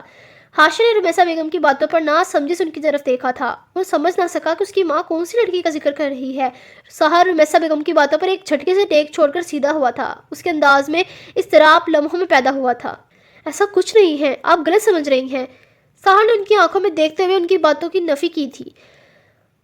حاشر، رافی کو فون کرو اور اسے کہو کہ ابھی اسی وقت لے کر جائے اپنی کزن کو یہاں سے۔ میں نہیں رکھ سکتی اس لڑکی کو یہاں، جو میرے گھر میں رہتے ہوئے میرے ہی بیٹے کو اپنی محبت کے جال میں پھنسائے، میرے بیٹے کو میرے فیصلوں کے خلاف کرے۔ میں تو سوچ بھی نہیں سکتی تھی کہ بظاہر معصوم شکل کی نظر آنے والی لڑکی اندر سے اتنی تیز نکلے گی۔ رمیسا بیگم نے شدت غصے میں گھرے ضبط سے کہا۔ ان کی آواز اونچی تھی۔ وہ ابھی مزید بولتے جب ساحر کی سنجیدگی بھری آواز کمرے میں گونجی تھی۔ اسرا یہاں سے اب کہیں نہیں جائے گی، وہ اب ہمیشہ ہی اسی گھر میں رہے گی۔ کسی کے کردار پر الزام لگانا آپ کو زیب نہیں دیتا۔ میں نے کہا کہ میں اس سے شادی کرنا چاہتا ہوں، وہ مجھ سے نہیں۔ وہ اس بارے میں قطعی لا علم ہے، تو بہتر ہے کہ آپ اسے ان سب میں مت گھسیٹیں۔ آپ کو جو بھی کہنا ہے آپ مجھے کہیں۔ ساحر نے جیسے مزید انہیں اسرا کے کردار پر بات کرنے سے روکا تھا۔ جو بھی تھا وہ اس لڑکی کے کردار کا گواہ تھا۔ اسے یہ بات بالکل گوارا نہیں ہوئی تھی کہ کوئی اسرا عالم جیسی باحیا لڑکی کے کردار کے بارے میں کچھ کہتا۔ حاشر تو ہون بنا ان دونوں کو دیکھ رہا تھا۔ اسے تو دور دور تک نہیں سوچا تھا کہ ساحر کو اسرا میں دلچسپی ہوگی۔ اس نے کبھی ان دونوں کو اکٹھے نہیں دیکھا تھا۔ تم اس لڑکی کے لیے اپنی ماں سے بحث کر رہے ہو، مجھ سے، میرے فیصلے سے انکار کر رہے ہو۔ میری پسند ہیرا ہے اور وہی اس گھر کی بہو بنے گی۔ میں کل ہی اس لڑکی کو یہاں سے چلتا کروں گی۔ رمیسا بیگم نے ضدی سے لہجے میں کہا۔ ان سے جو بات برداشت نہیں ہو رہی تھی وہ یہی تھی کہ اسرا کی وجہ سے ساحر نے زندگی میں پہلی بار انہیں انکار کیا تھا۔ اسرا کو ساحر کے ساتھ دیکھ کر اس کا کردار ان کی نظروں میں مشکوک ہو چکا تھا، اور وہ بالکل نہیں چاہتی تھی کہ وہ ایسی لڑکی کو اپنی بہو بنائے جو آدھی رات کو کسی نامحرم سے تنہائی میں ملتی ہو۔ کسی کے ذات میں نقص نکالنا میری عادت نہیں۔ آپ کی خواہش کی خاطر میں نے یہ منگنی کی تھی، جبکہ اس دوران ایک بار بھی اس تعلق سے مطمئن نہیں ہوا۔ وہ لڑکی صرف آپ کی پسند ہے، جس کے ساتھ میں زندگی گزار بھی لیتا اگر میرا دل کسی اور کی خواہش نہ کرتا۔ جب میرا دل ہی مطمئن نہیں تو پھر میں کیوں کسی کو خود سے جوڑ کر اس کی زندگی برباد کروں؟ کچھ فیصلے صحیح وقت پر کرنے سے اپنے ساتھ ساتھ دوسروں کو بھی کسی بھاری نقصان سے بچایا جا سکتا ہے، اور یہی فیصلہ ہمارے حق میں بہتر ہے کہ اس تعلق کو یہی ختم کر دیا جائے۔ ساحر کا انداز سمجھانے والا تھا۔ وہ سمجھ نہیں پا رہا تھا کہ کل تک تو اسرا رمیسا بیگم کو بہت عزیز تھی، پھر آخر ایسا کیا ہوا تھا جو وہ اسے اس قدر ناپسندیدگی کا اظہار کر رہی تھی۔ مجھے کچھ نہیں سننا، تم اب آ کر اس شادی سے انکار نہیں کر سکتے۔ مجھے اسرا تمہارے لیے بالکل پسند نہیں، اس لیے اس کا خیال اپنے ذہن سے نکال دو اور ہیرا کو ایکسیپٹ کرنے کی کوشش کرو۔ وہ بہت اچھی لڑکی ہے، وہ تمہاری خاموش زندگی میں رنگ بھر دے گی۔ تم ایک دفعہ اپنی ماں کی بات مان کر اسے موقع تو دو۔ رمیسا بیگم نے اس کی بات کی سختی سے نفی کرتے ہوئے آخر پر اسے اپنی بات منوانا چاہا تھا۔ حاشر کو تو سمجھ نہیں آ رہا تھا کہ یہ معاملہ آخر کس رخ کو بدل رہا ہے۔ ان کی پوری بات ساحر نے بہت تحمل سے سنی تھی۔ وہ کوئی جذباتی انسان نہیں تھا، وہ سمجھدار اور ذہین تھا، جو کہ بہت سوچ سمجھ کر فیصلہ کرتا تھا۔ رمیسا بیگم کی اپنی بات مکمل کرنے کے بعد وہ اپنی جگہ سے اٹھا تھا اور ان کے پاس جاتے ہوئے ہولی سے ان کے قریب ان کے قدموں میں بیٹھتے ہوئے اسے رمیسا بیگم کے دونوں ہاتھ نرمی سے تھامے تھے۔ اس کا انداز بہت باادب تھا۔ آپ کے سارے فیصلے سر آنکھوں پر، آپ کے حکم کے خلاف جانے کے بارے میں سوچ بھی نہیں سکتا۔ میں آپ سے محبت سے زیادہ آپ کا احترام کرتا ہوں۔ میں نے آج تک آپ سے زندگی میں کچھ نہیں مانگا، کبھی کوئی ڈیمانڈ نہیں کی۔ آپ جانتی ہیں کہ میری ساری خواہشیں بابا پوری کرتے تھے، جبکہ ان کے جانے کے بعد میری ساری خواہشیں ان کے ساتھ ہی دم توڑ گئیں۔ اسرا عالم کو میری پہلی اور آخری خواہش سمجھ کر قبول کر لیں۔ میں آپ سے ضد نہیں لگا رہا اور نہ ہی ایسا سوچ سکتا ہوں، صرف التجا کر رہا ہوں کہ اسے میری خاطر میری خواہش سمجھ کر قبول کر لیں۔ اس کے بعد میں آپ سے کبھی کچھ نہیں مانگوں گا۔ نرم سے سنجیدگی بھرے میٹھے لہجے میں ان کے ہاتھ تھامے وہ بولا تھا۔ اس کا لہجہ ملتجی سا تھا۔ اس کی عاجزی کو دیکھتے ہوئے رمیسا بیگم کی آنکھیں بے ساختہ ہی نم ہوئی تھی، جبکہ ساحر کی سنہری آنکھوں میں انہیں اسرا کا عکس واضح نظر آیا تھا۔ تو کیا وہ اتنی محبت کرنے لگا تھا اس لڑکی سے کہ اس کی خاطر اپنی ماں سے اسے قبول کرنے کی التجا کر رہا تھا؟ ہاں، وہ جانتی تھی کہ اس نے آج تک ان سے کچھ نہیں مانگا تھا۔ وہ ان سے زیادہ اپنے باپ سے اٹیچ تھا، اور اسرار صاحب کے جانے کے بعد وہ ایک سنجیدگی کے کھول میں چلا گیا تھا۔ اس کی شخصیت بہت بدل گئی تھی۔ اس نے اسرار صاحب کی جگہ سنبھالتے ہوئے اپنے گھر کی ساری ذمہ داریاں بہت احسن طریقے سے اپنے کندھوں پر اٹھا لی تھی۔ رمیسا بیگم کی نم ہوتی آنکھوں کو دیکھتے ہوئے وہ ان کے ہاتھوں پر ہمیشہ کی طرح نرمی سے بوسہ لیتا ہوا ان پر ایک التجائی نگاہ ڈال کر کمرے سے باہر نکل گیا تھا۔ وہ خود نہیں جانتا تھا کہ اسے اسرا سے محبت تھی یا کچھ اور، جو وہ اس کے لیے آج اپنی ماں سے التجا کر رہا تھا، مگر اس کے دل میں اس کے لیے جو بھی جذبہ تھا وہ بہت شدید تھا، جس میں اسے صرف اپنا دیکھا تھا، صرف اپنا بنانا تھا۔ کوئی بھی فیصلہ لینے سے پہلے ایک مرتبہ سوچیے گا ضرور ماں صاحب، بھائی نے آپ سے زندگی میں پہلی بار کچھ مانگا ہے، کسی چیز کی خواہش کی ہے، کوشش کیجیے گا انہیں خالی ہاتھ مت لوٹائیے گا، ورنہ ہم سب کے ساتھ ساتھ بابا کو بھی اچھا نہیں لگے گا۔ سنجیدگی سے اپنی بات کہتا ہاشر ان کے کندھے کو ہلکا سا ہلا کر جیسے بہت کچھ کہہ گیا تھا۔ اپنی بات کہتے ہوئے وہ ایک سنجیدگی بھری نگاہ ان پر ڈال کر خود بھی کمرے سے باہر نکل گیا، جبکہ رمیسا بیگم اپنا سر دونوں ہاتھوں میں تھام گئی۔ انہیں کچھ سمجھ نہیں آ رہا تھا، ان کا دماغ معاف ہونے لگا۔ یہ فیصلہ بہت مشکل تھا، جس میں ایک طرف ان کے بیٹے کی خواہش تھی تو دوسری جانب ان کی اپنی پسند۔ ہر رات آسمان پر تاروں میں تجھے ڈھونڈتے ہیں، تیرے لوٹ آنے کے خیال سے ہم دروازہ کھلا رکھتے ہیں، تیرے چاہنے والوں سے گھنٹوں تیرا تذکرہ کرتے ہیں، تیرے بارے میں بولتے، تیرے بارے میں ہی سنتے ہیں۔ وہ رب کائنات واقف ہے میرے دل کے ہر درد سے، اس سزائے جدائی میں ہم گھٹ گھٹ کر مرتے ہیں۔ میرا قیمتی ہیرا کھو گیا ہے اس زمانے کی بھیڑ میں، تیرے مل جانے کی ہم ہر روز رب سے دعا کرتے ہیں۔ اسامن وحید۔ رات کی تاریکی چھٹ گئی تھی، صبح کی روشن کرنیں ہر سو پھیلی ہوئی تھی۔ جانے رات کی کس پہر بارش ہوئی تھی جو ہر جگہ نمی سی تھی۔ سڑکیں بارش کی وجہ سے گیلی اور بھیگی ہوئی تھی، درختوں پر لگے پتوں پر بھی بارش کے ننھے ننھے قطرے ٹھہرے ہوئے تھے، جن پر طلوع ہوتے سورج نے اپنی کرنیں بکھیری ہوئی تھی۔ پورے عالم میں صبح کا منظر بہت حسین تھا۔ سڑکوں پر خاصا رش تھا، ہر کوئی اپنی روٹین کے مطابق اسکولوں، کالجوں، یونیورسٹیوں اور دفتروں میں جانے کے لیے اپنی اپنی منزل پر گامزن تھا۔ جہاں دنیا کی بھاگ دوڑ اپنی پوری رفتار سے جاری تھی، وہیں کسی کی زندگی پوری طرح سے تھم چکی تھی، بے مقصد سی، خالی، بے رونق زندگی۔ گھر کے پچھلے طرف بنے باغیچے میں ایک چیئر پر بیٹھی وہ خاموشی سے اپنے سامنے لگے پودوں کو دیکھ رہی تھی، جو کہ بہت جلدی بڑے ہو رہے تھے۔ یہ سرخ گلاب اور سفید کلیوں کے پودے تھے، جنہیں اسرا نے ترتیب سے اس جانب بڑے شوق سے لگایا تھا۔ اسے پھولوں سے بہت محبت تھی۔ ان میں سے ایک نیم کا پودا بھی تھا، جو کہ اب درخت بننے کو تھا۔ وہ ہر طرح کے پھول اس باغیچے میں لگایا کرتی تھی، جن میں سے بس 2 ہی بچے تھے، باقی سب تو جانے یہاں سے کس نے ہٹا دیے تھے۔ پچھلے 1 ہفتے سے ان پودوں کو پانی نہیں دیا گیا تھا، وہ تو جیسے دم توڑ گئے تھے، مرجھائے سے، بے جان سے، وہ بالکل انہیں اپنی حالت کی طرح لگے۔ وہ جانے ان پر ترس کھاتے ہوئے اپنی جگہ سے اٹھی تھی اور ایک طرف لگے چھوٹے سے نل کے ساتھ پائپ لگاتے ہوئے پانی پودوں کو دینے لگی تھی۔ معلوم نہیں اس سے پہلے ان کی دیکھ بھال کون کیا کرتا تھا۔ ان کے ذہن میں ماضی کے مناظر تیزی سے گردش کر رہے تھے، جب اسرا بڑی دلجمی سے اس باغیچے کی کھدائی کرتی اپنی مرضی سے اپنی پسند کے پودے لگا رہی تھی، اور عالم صاحب اس کا پورا ساتھ دے رہے تھے، جبکہ فاطمہ ان باپ بیٹی کو اکٹھے یوں کام کرتا دیکھ دل ہی دل میں کئی بار ان کی نظر اتار چکی تھی۔ یہ سب حسین لمحے تھے، حسین یادیں تھی جو تیزی سے گزر گئی تھی، مگر وقت کہاں ٹھہرتا ہے، چاہے منظر کتنا ہی خوبصورت کیوں نہ ہو، یہ تو گزر جاتا ہے اور اپنے ساتھ ساتھ منظر بھی بدل دیتا ہے۔ وہ کب سے ماضی میں گم ایک ہی پودے کو پانی دیے جا رہی تھی، جب اپنے ہاتھ پر کسی کے ہاتھ کا لمس محسوس کرتی فاطمہ واپس حال میں لوٹی تھی۔ اس کا ذہن اسے پھر تکلیف دہ ماضی میں لے گیا تھا۔ فاطمہ نے اپنی آنسوؤں سے نم پلکیں اٹھا کر اپنے قریب کھڑے حازم کو دیکھا تھا، جس کی آنکھوں میں اس کے لیے شکوہ تھا۔ رہنے دے چچی، جب آپ نے اسے تھاما ہی نہیں تو اس کی چیزوں کا خیال رکھنے کی کیا ضرورت ہے؟ حازم کا لہجہ شکوہ کنا تھا۔ وہ نل بند کرتا ہوا پائپ ایک جانب پھینک چکا تھا۔ فاطمہ کچھ نہ بولی تھی اور ڈھہ جانے والے انداز میں کرسی کی ہتھی کو تھامتے ہوئے اس پر بیٹھی تھی۔ اس کا انداز تھکا سا تھا۔ حازم کو وہ بہت کمزور لگی۔ حازم دوسری کرسی پر فاطمہ کے قریب کرتے ہوئے اس پر بیٹھ گیا تھا۔ کیا آپ مطمئن ہیں اپنے اسرا کے ساتھ کے سلوک پر؟ کیا وہ آپ کی شفقت کے بجائے آپ کے تھپڑ کی حقدار تھی؟ کیا آپ نے اس کی آنکھیں نہیں دیکھی تھی جن کی روشنی آپ کی بے اعتباری پر سے بجھ گئی تھی؟ کیا آپ نے نہیں دیکھا تھا کہ آپ کی بے اعتباری اس کی سانس روک گئی تھی؟ آپ تو ماں تھی اس کی، آپ نے اور چاچو نے ہمیشہ سے اسے ہتھیلی کا چھالا بنا کر رکھا تھا، تو پھر اب کیوں آ کر آپ نے اس کے ساتھ ایسا سلوک کیا؟ کیوں اسے اس جرم کی سزا دی اس نے کیا ہی نہیں؟ حازم نے انہیں دیکھتے ہوئے جیسے حساب مانگا تھا کہ آخر کیوں اس نے ماں ہو کر بھی اس کے ساتھ اتنا سخت رویہ اختیار کیا، جبکہ اس کا اپنا دل اسرا کے لیے تڑپ رہا تھا، جانے وہ کس حال میں تھی۔ میں نے جو بھی کیا بالکل ٹھیک کیا، میں کسی کو جواب دہ نہیں، میرے شوہر کی قاتل ہے وہ لڑکی، تم نہیں سمجھ سکتے میں کس اذیت سے گزری ہوں۔ میرا شوہر جس کی سارا زمانہ عزت کرتا تھا، جس نے ہمیشہ عزت کمائی، کبھی کسی کی حل تلفی نہیں کی، کبھی کسی کو نقصان نہیں پہنچایا، اس لڑکی کی وجہ سے انہیں ذلت بھری موت ملی، ان کی کمائی ہوئی عزت لمحوں میں خاک میں مل گئی، ان کی میت پر لوگ ان کے بارے میں نہیں، اس لڑکی کی وجہ سے میرے شوہر کی میت پر 100 طرح کی باتیں کر رہے تھے۔ میں نے جھیلا ہے یہ دکھ اپنی جان پر۔ ان کا کیا قصور تھا جو ان کی اتنی دردناک موت ملی؟ اس لڑکی کو ڈھیل دینے کی بہت بڑی قیمت چکائی ہے تمہارے چاچو نے، جسے چکا کر وہ خود تو چلے گئے اور مجھے اس دنیا میں پل پل مرنے کے لیے اکیلا چھوڑ گئے۔ فاطمہ نے اپنے آنسو ضبط کرتے ہوئے دبے دبے سے غصے میں کہا۔ اس کے لہجے میں اسرا کے لیے بدگمانی قائم تھی۔ ہاضم ان کی تکلیف سمجھ سکتا تھا۔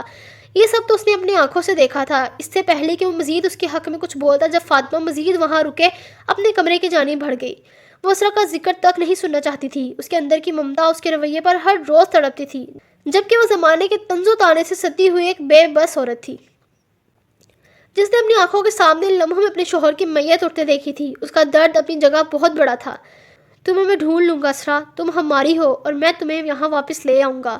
اپنے سامنے قطار میں لگے مرجھائے ہوئے پودوں کو دیکھتے ہوئے وہ تھکے تھکے سے لہجے میں بولا تھا۔ اسرا کو دیکھنے کے بعد، اس کی اذیت میں ڈوبی حالت دیکھنے کے بعد، ہاضم کو لگا تھا کہ اللہ نے اس کی محبت کو ادھورا رہنے سے بچا لیا ہو۔ وہ اسرا کو ڈھونڈے گا اور اسے اپنی زندگی کے ساتھ ساتھ اس گھر میں بھی واپس لا کر رہے گا۔ پرعزم سے لہجے میں سوچتے ہوئے اپنی سوچوں کو ترتیب دیتا کرسی سے اٹھتا ہوا اپنے کمرے کی جانب بڑھ گیا تھا۔ اسے اب پیکنگ کرنی تھی اور لاہور کے لیے نکلنا تھا۔ وہ اب اسرا کو لاہور سے واپس یہاں لانے کا ارادہ رکھتا تھا۔ جانے یہ سفر اس کی مرادیں پوری کرنے والا تھا یا اسے خالی ہاتھ لوٹانے والا تھا۔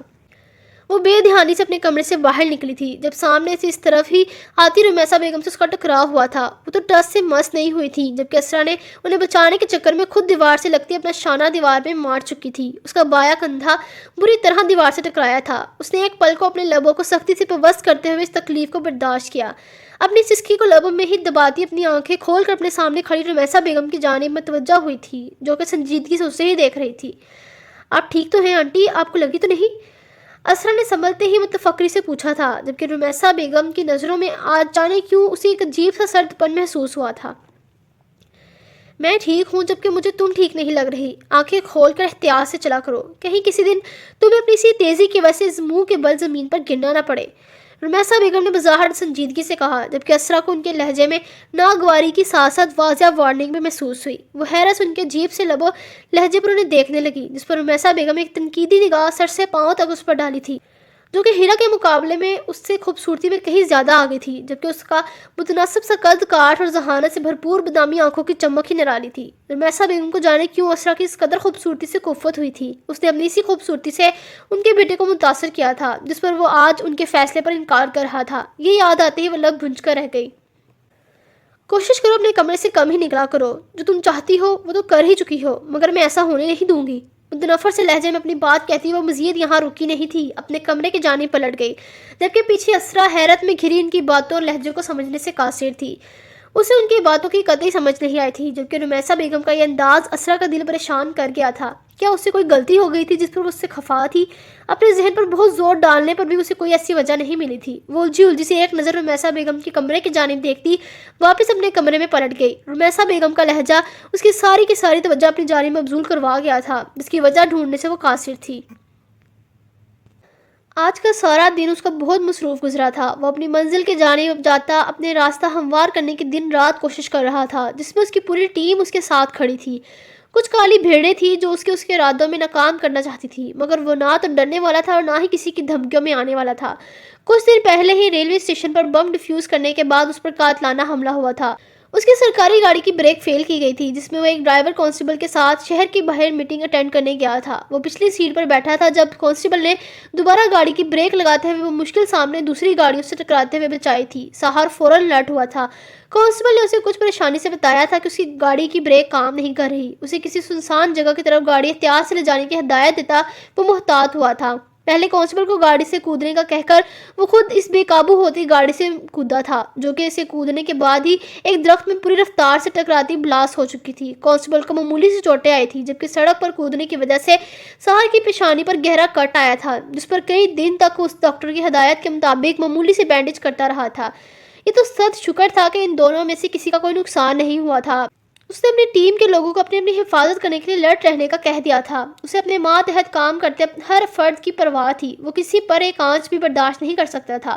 رافع اس دن سے ہی اس کے لیے متفکر رہنے لگا تھا، کیونکہ منظور شاہ جان گیا تھا کہ اس کیس پر دوبارہ کام شروع ہو گیا ہے۔ وہ اپنا پہلا وار کاری جانے پر لازمی دوبارہ وار کرتا اور رافع ساحر کو بھی جانتا تھا، جسے سب کی پرواہ ہوتی تھی سوائے اپنی ذات کے۔ وہ شروع سے ہی ایسا تھا، دوسروں کی تکلیفیں دور کرنے والا، جبکہ اس کے اپنے اندر کیا چل رہا ہے یہ آج تک کوئی اندازہ نہیں لگا پایا تھا، کیونکہ ہر کسی کو خود تک رسائی نہیں دیتا تھا۔ وہ رافع غیر محسوس طریقے سے اس کے ساتھ رہنے لگا تھا، اسے اس کی پرواہ تھی، جبکہ ساحر اس کی ہر حرکت سے واقف تھا۔ آج ساحر کی اے آئی جی صاحب سے شام 6 بجے میٹنگ تھی، جو کہ ذاتی بنا پر تھی۔ وین پورے وقت پر ان سے گھر ملنے آیا تھا۔ یاسر صاحب اور ان کی وائف نے اس کا بہت پرتپاک استقبال کیا تھا۔ ہیرا تو اس کی غیر متوقع آمد پر پھولے نہیں سما رہی تھی۔ کچھ دیر ان سب کی پاس لاؤنج میں بیٹھنے کے بعد وہ یاسر صاحب سے ایک ضروری بات کہنے کا کہہ کر ان کے ساتھ ڈرائنگ روم میں آیا تھا، جہاں پر صرف وہ دونوں ہی موجود تھے۔ دو نفوسوں کے ہوتے ہوئے بھی ڈرائنگ روم میں گہری خاموشی چھائی ہوئی تھی۔ عالی شان سے ڈرائنگ روم میں اس کی بات کے جواب میں ایک دم سناٹا سا چھا گیا تھا۔ سینٹر ٹیبل پر پڑی قیمتی ترین مردانہ انگوٹھی جیسے اب بے وقت ہو گئی تھی، اس کی چمک دمک مانند پڑ گئی ہو۔ وہ ساحر کی منگنی کی انگوٹھی تھی، جسے اس نے بہت مؤدب طریقے سے انکار کرتے ہوئے اپنی جیب سے نکالتے ہوئے اسے ٹیبل پر ان کے سامنے رکھ دیا تھا۔ وہ زبردستی کے رشتے نہیں جوڑ سکتا تھا۔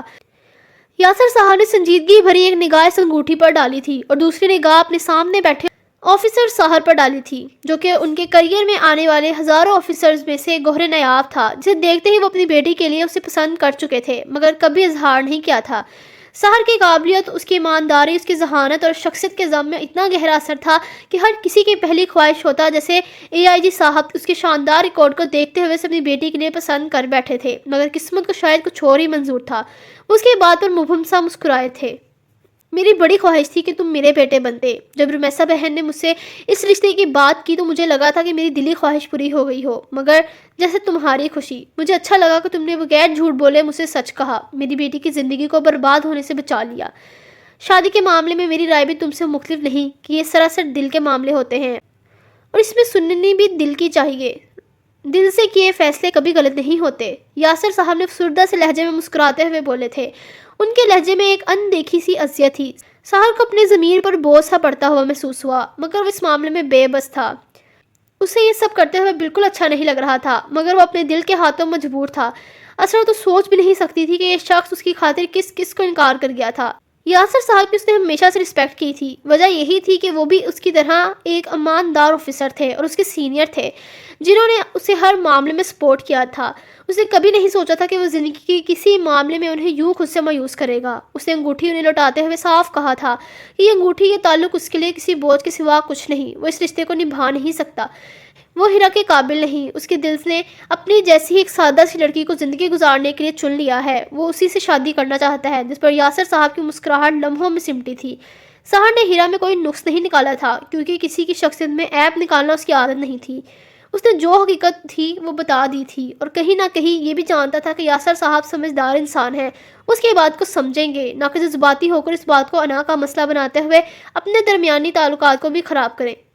آپ اب مجھے بھی اپنا بیٹا سمجھ سکتے ہیں۔ مجھے پورا یقین ہے کہ آپ میری بات کو ضرور سمجھیں گے، جس میں آپ نے مجھے مایوس نہیں کیا۔ میری بات کو سمجھ کر آپ نے جو رضامندی دی ہے، یہ میری ذات پر آپ کا احسان ہے، جسے وقت آنے پر میں ضرور اتاروں گا۔ آپ کو جب بھی کسی معاملے میں میری ضرورت پڑے، میں یہ آپ کا احسان پہلے یاد رکھوں گا۔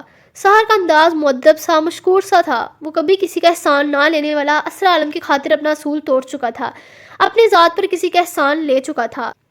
کیا یہ اس کی اس سے محبت تھی، یا اب بھی وہ اس سے اقرار سے انکاری تھا؟ کم آن ینگ مین، یہ احسان کا نام لے کر تم غیروں والی بات کر رہے ہو۔ خوش رہو، یہ جو فیصلہ تم نے لیا ہے مجھے اس پر کوئی اعتراض نہیں، اس میں تمہارے ساتھ ہوں۔ بس کوشش کرنا کسی کی حق تلفی نہ ہو، کیونکہ بیٹیاں سب کی سانجھی ہوتی ہیں۔ اللہ نے شاید میری بیٹی کے نصیب میں کچھ اور بہتر لکھا ہو، میں اللہ کی ذات سے مطمئن ہوں، یاسر صاحب نے فراق دلی سے کہا۔ وہ کم صرف لوگوں میں سے نہیں تھے، جبکہ وہ نہیں جانتے تھے کہ اسی احسان کا واسطہ دے کر وہ مستقبل میں اپنے گھر کو بچانے والے تھے۔ ساحر ان کی بات پر اسبات میں سر ہلاتا ہوا کچھ دیر مزید یہاں ٹھہرا تھا، اور پھر ان سے مصافحہ کرتا ہوا ڈرائنگ روم سے باہر نکلا تھا۔ وہ بہت ہلکا پھلکا محسوس کر رہا تھا، یوں لگتا تھا جیسے کوئی بوجھ سا اس کی ضمیر سے اتر گیا ہو، جیسے منزل کی جانب جاتا راستہ صاف ہو گیا ہو۔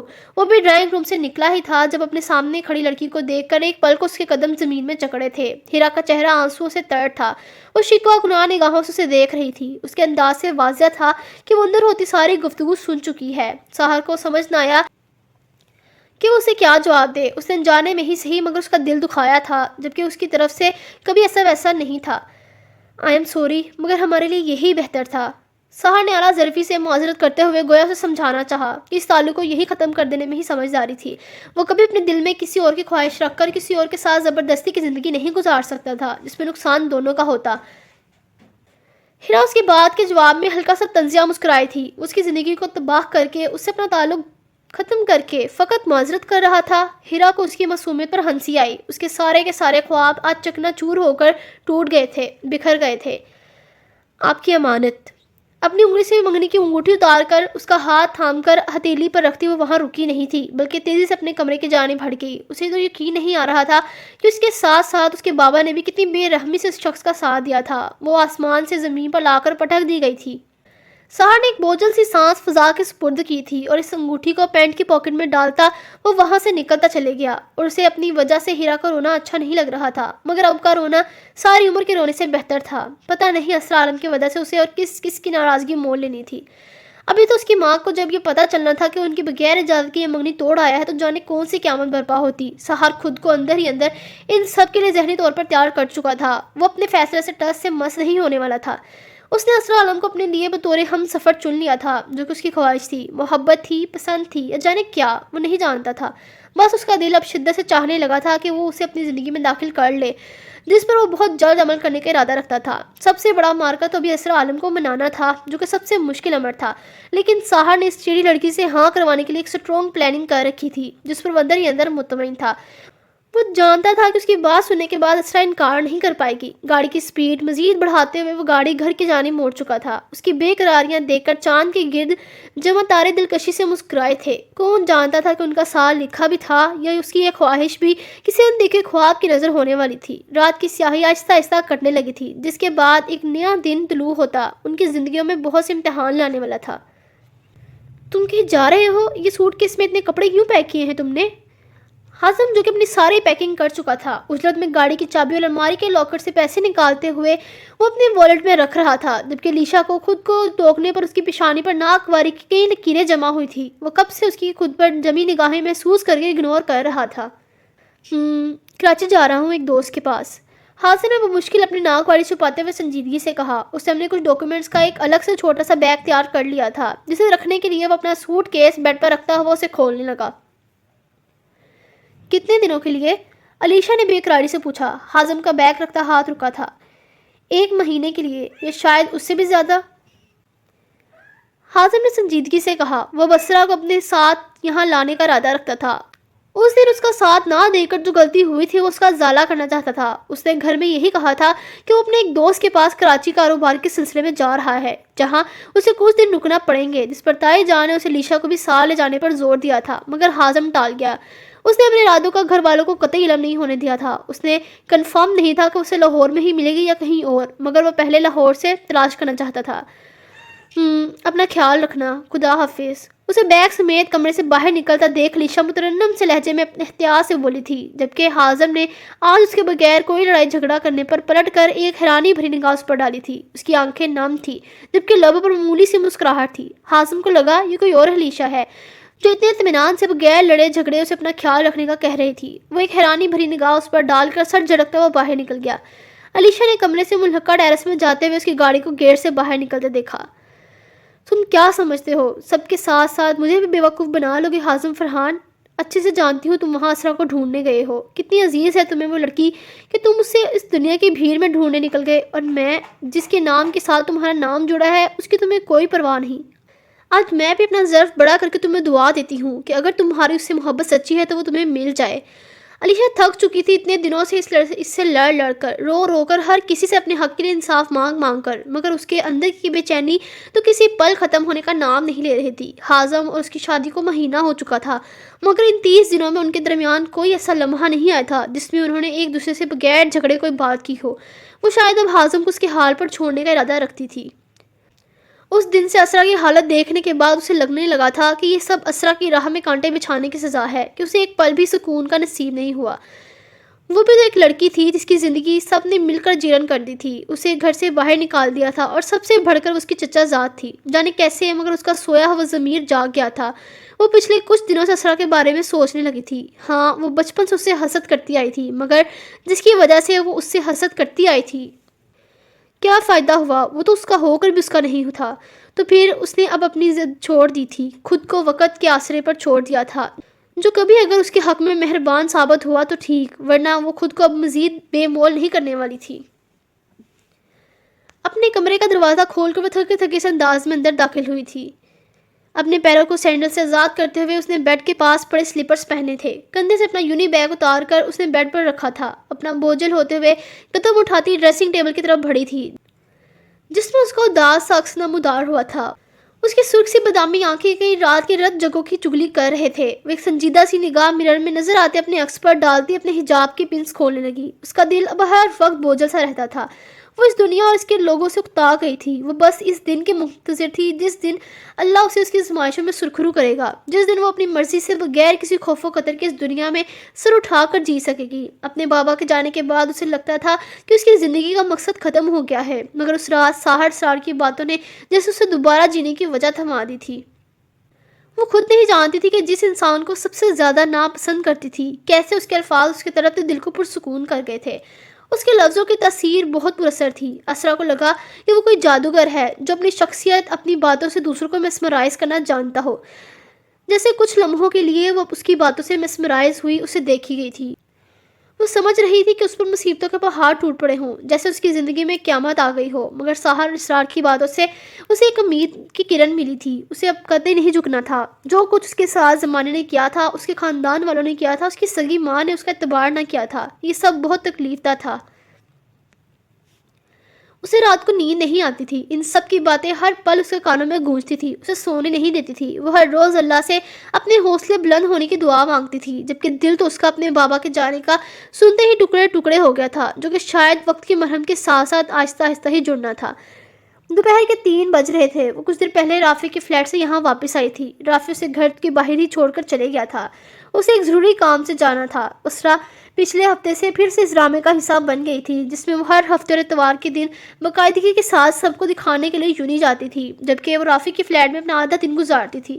آج بھی وہ صبح 9 بجے سے گھر سے نکلی ہوئی تھی اور اب لوٹی تھی۔ جب وہ گھر میں داخل ہوئی، اپنے سامنے رمیسا بیگم کو ملازموں سے کام کرواتا دیکھ اس نے عادت کے مطابق انہیں سلام کیا تھا، جس پر وہ ہولے سے اس کے سلام کا جواب دیتی مزید وہاں رکے بغیر کچن کی جانب بڑھ گئیں اور ملازموں کو اپنے پیچھے آنے کا حکم دیا۔ اسرا انہیں دیکھ کر رہ گئی۔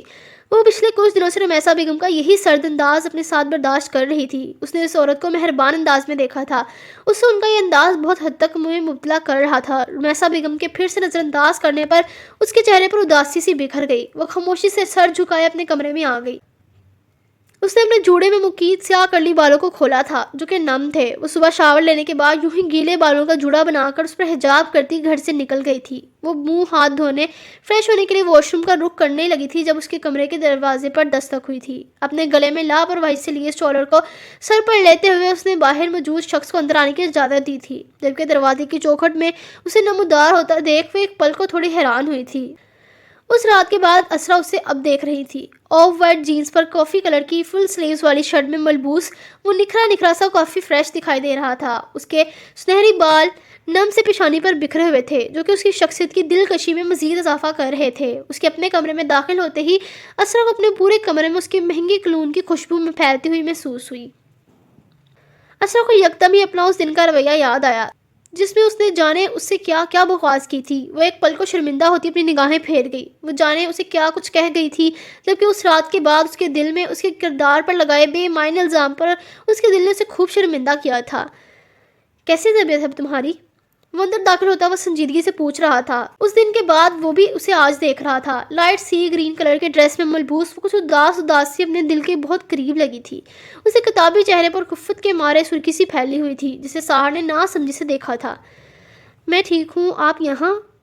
اسرا نے خود کو بمشکل اس احساس جرم سے نکالتے ہوئے سنجیدگی سے اس کی جانب دیکھتے ہوئے پوچھا، جو کہ اسے ہی دیکھ رہا تھا۔ کتنا ذلیل کیا تھا اس نے اسے، کیسے اس دن وہ اس کے منہ پر کہہ کر گئی تھی کہ وہ کبھی واپس نہیں لوٹے گی، کبھی اس کا سامنا نہیں کرے گی، جبکہ اس کی قسمت نے کیسے اسے نہ چاہتے ہوئے بھی اس کے سامنے لا کر کھڑا کر دیا تھا۔ کیسے اس رات وہ شخص سے وہاں سے بچا کر لایا تھا اور وہ تب سے یہاں ڈھیٹوں کی طرح رہ رہی تھی۔ اگر ساحر اس دن اس کی جان نہ بچاتا تو وہ حرام موت مر کر اپنی آخرت تباہ کر لیتی اور اس کی ساری زندگی کی کمائی ہوئی چند نیکیاں پل میں ضائع ہو جاتی۔ یہ سوچ کر ہی وہ اکثر جھجری لے کر رہ جاتی، جانے کیوں اسے اپنا آپ اس سامنے کھڑے شخص کا قرض دار لگا۔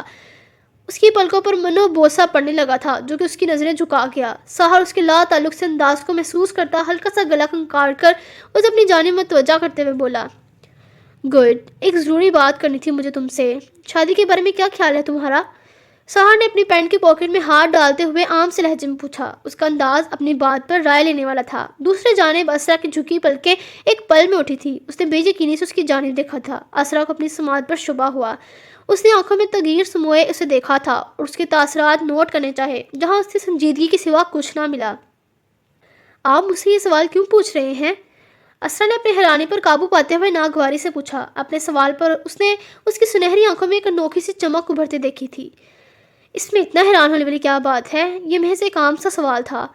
سحر نے اس کے اتنا حیران ہونے پر عام سے انداز میں شانے اچکاتے ہوئے لاپرواہی سے کہا۔ اپنی بات سے وہ بہت مطمئن دکھتا تھا۔ بہت ہی فضول سوال تھا یہ، مجھے اس میں کوئی دلچسپی نہیں۔ اسرا نے ناگواری سے بھویں سکیڑ کر کہا۔ اسے سمجھ نہ آیا کہ اسے پوچھنا کیا چاہتا تھا۔ ایگزیکٹلی، مجھے بھی کوئی دلچسپی نہیں، مگر گھر والوں کی بات کون سمجھائے؟ سحر نے یوں کہا جیسے کسی اپنے سے سب سے بڑا دکھ شیئر کر رہا ہو۔ اس نے اپنے وجیح چہرے پر بیزاری لاتے ہوئے خفگی سے کہا اور رائٹنگ ٹیبل کے پاس پڑی چیئر گھسیٹ کر اس پر بیٹھتے ہوئے دوستانہ انداز میں اسے دیکھنے لگا۔ اسرا کو اس کے یہ انداز قطعی سمجھ نہیں آ رہے تھے۔ بھلا ان میں کب اتنی دوستی تھی کہ وہ اپنے مسئلے سے بتاتا اسے عام دنوں سے مختلف لگا۔ وہ نہ سمجھے سے اس کی جانب دیکھنے لگی۔ مطلب آپ کہنا کیا چاہتے ہیں؟ اسرا نے نہ سمجھے سے اسے دیکھتے ہوئے محتاط سے انداز میں پوچھا۔ وہ ہنوز ڈریسنگ ٹیبل کے پاس کھڑی تھی۔ اس کا نیم رخ مرر میں واضح نظر آ رہا تھا، جبکہ سحر اس کے بالکل سامنے ریوالونگ چیئر پر بیٹھا تھا۔ ایز یو نو، آج کل کوئی کسی کا کام بغیر مطلب کے نہیں کرتا۔ ہمیں اپنا مطلب نکالنے کے لیے سامنے والے کی ڈیمانڈز پوری کرنی پڑتی ہے، تب جا کر ہمارا کام ہوتا ہے۔ اب پیسے تو تمہارے پاس ہیں نہیں، اور سچ کہوں تو منظور شاہ سے میری کوئی خاص ڈیل بن نہیں رہی، تو میں نے سوچا کیوں نہ تم سے ہی کوئی سوٹیبل ڈیل کر لی جائے۔ سحر کا انداز سمجھوتا کرنے والا تھا، یوں جیسے بہت سوچنے کے بعد جیسے وہ مجبوری میں کوئی فیصلہ کر رہا تھا۔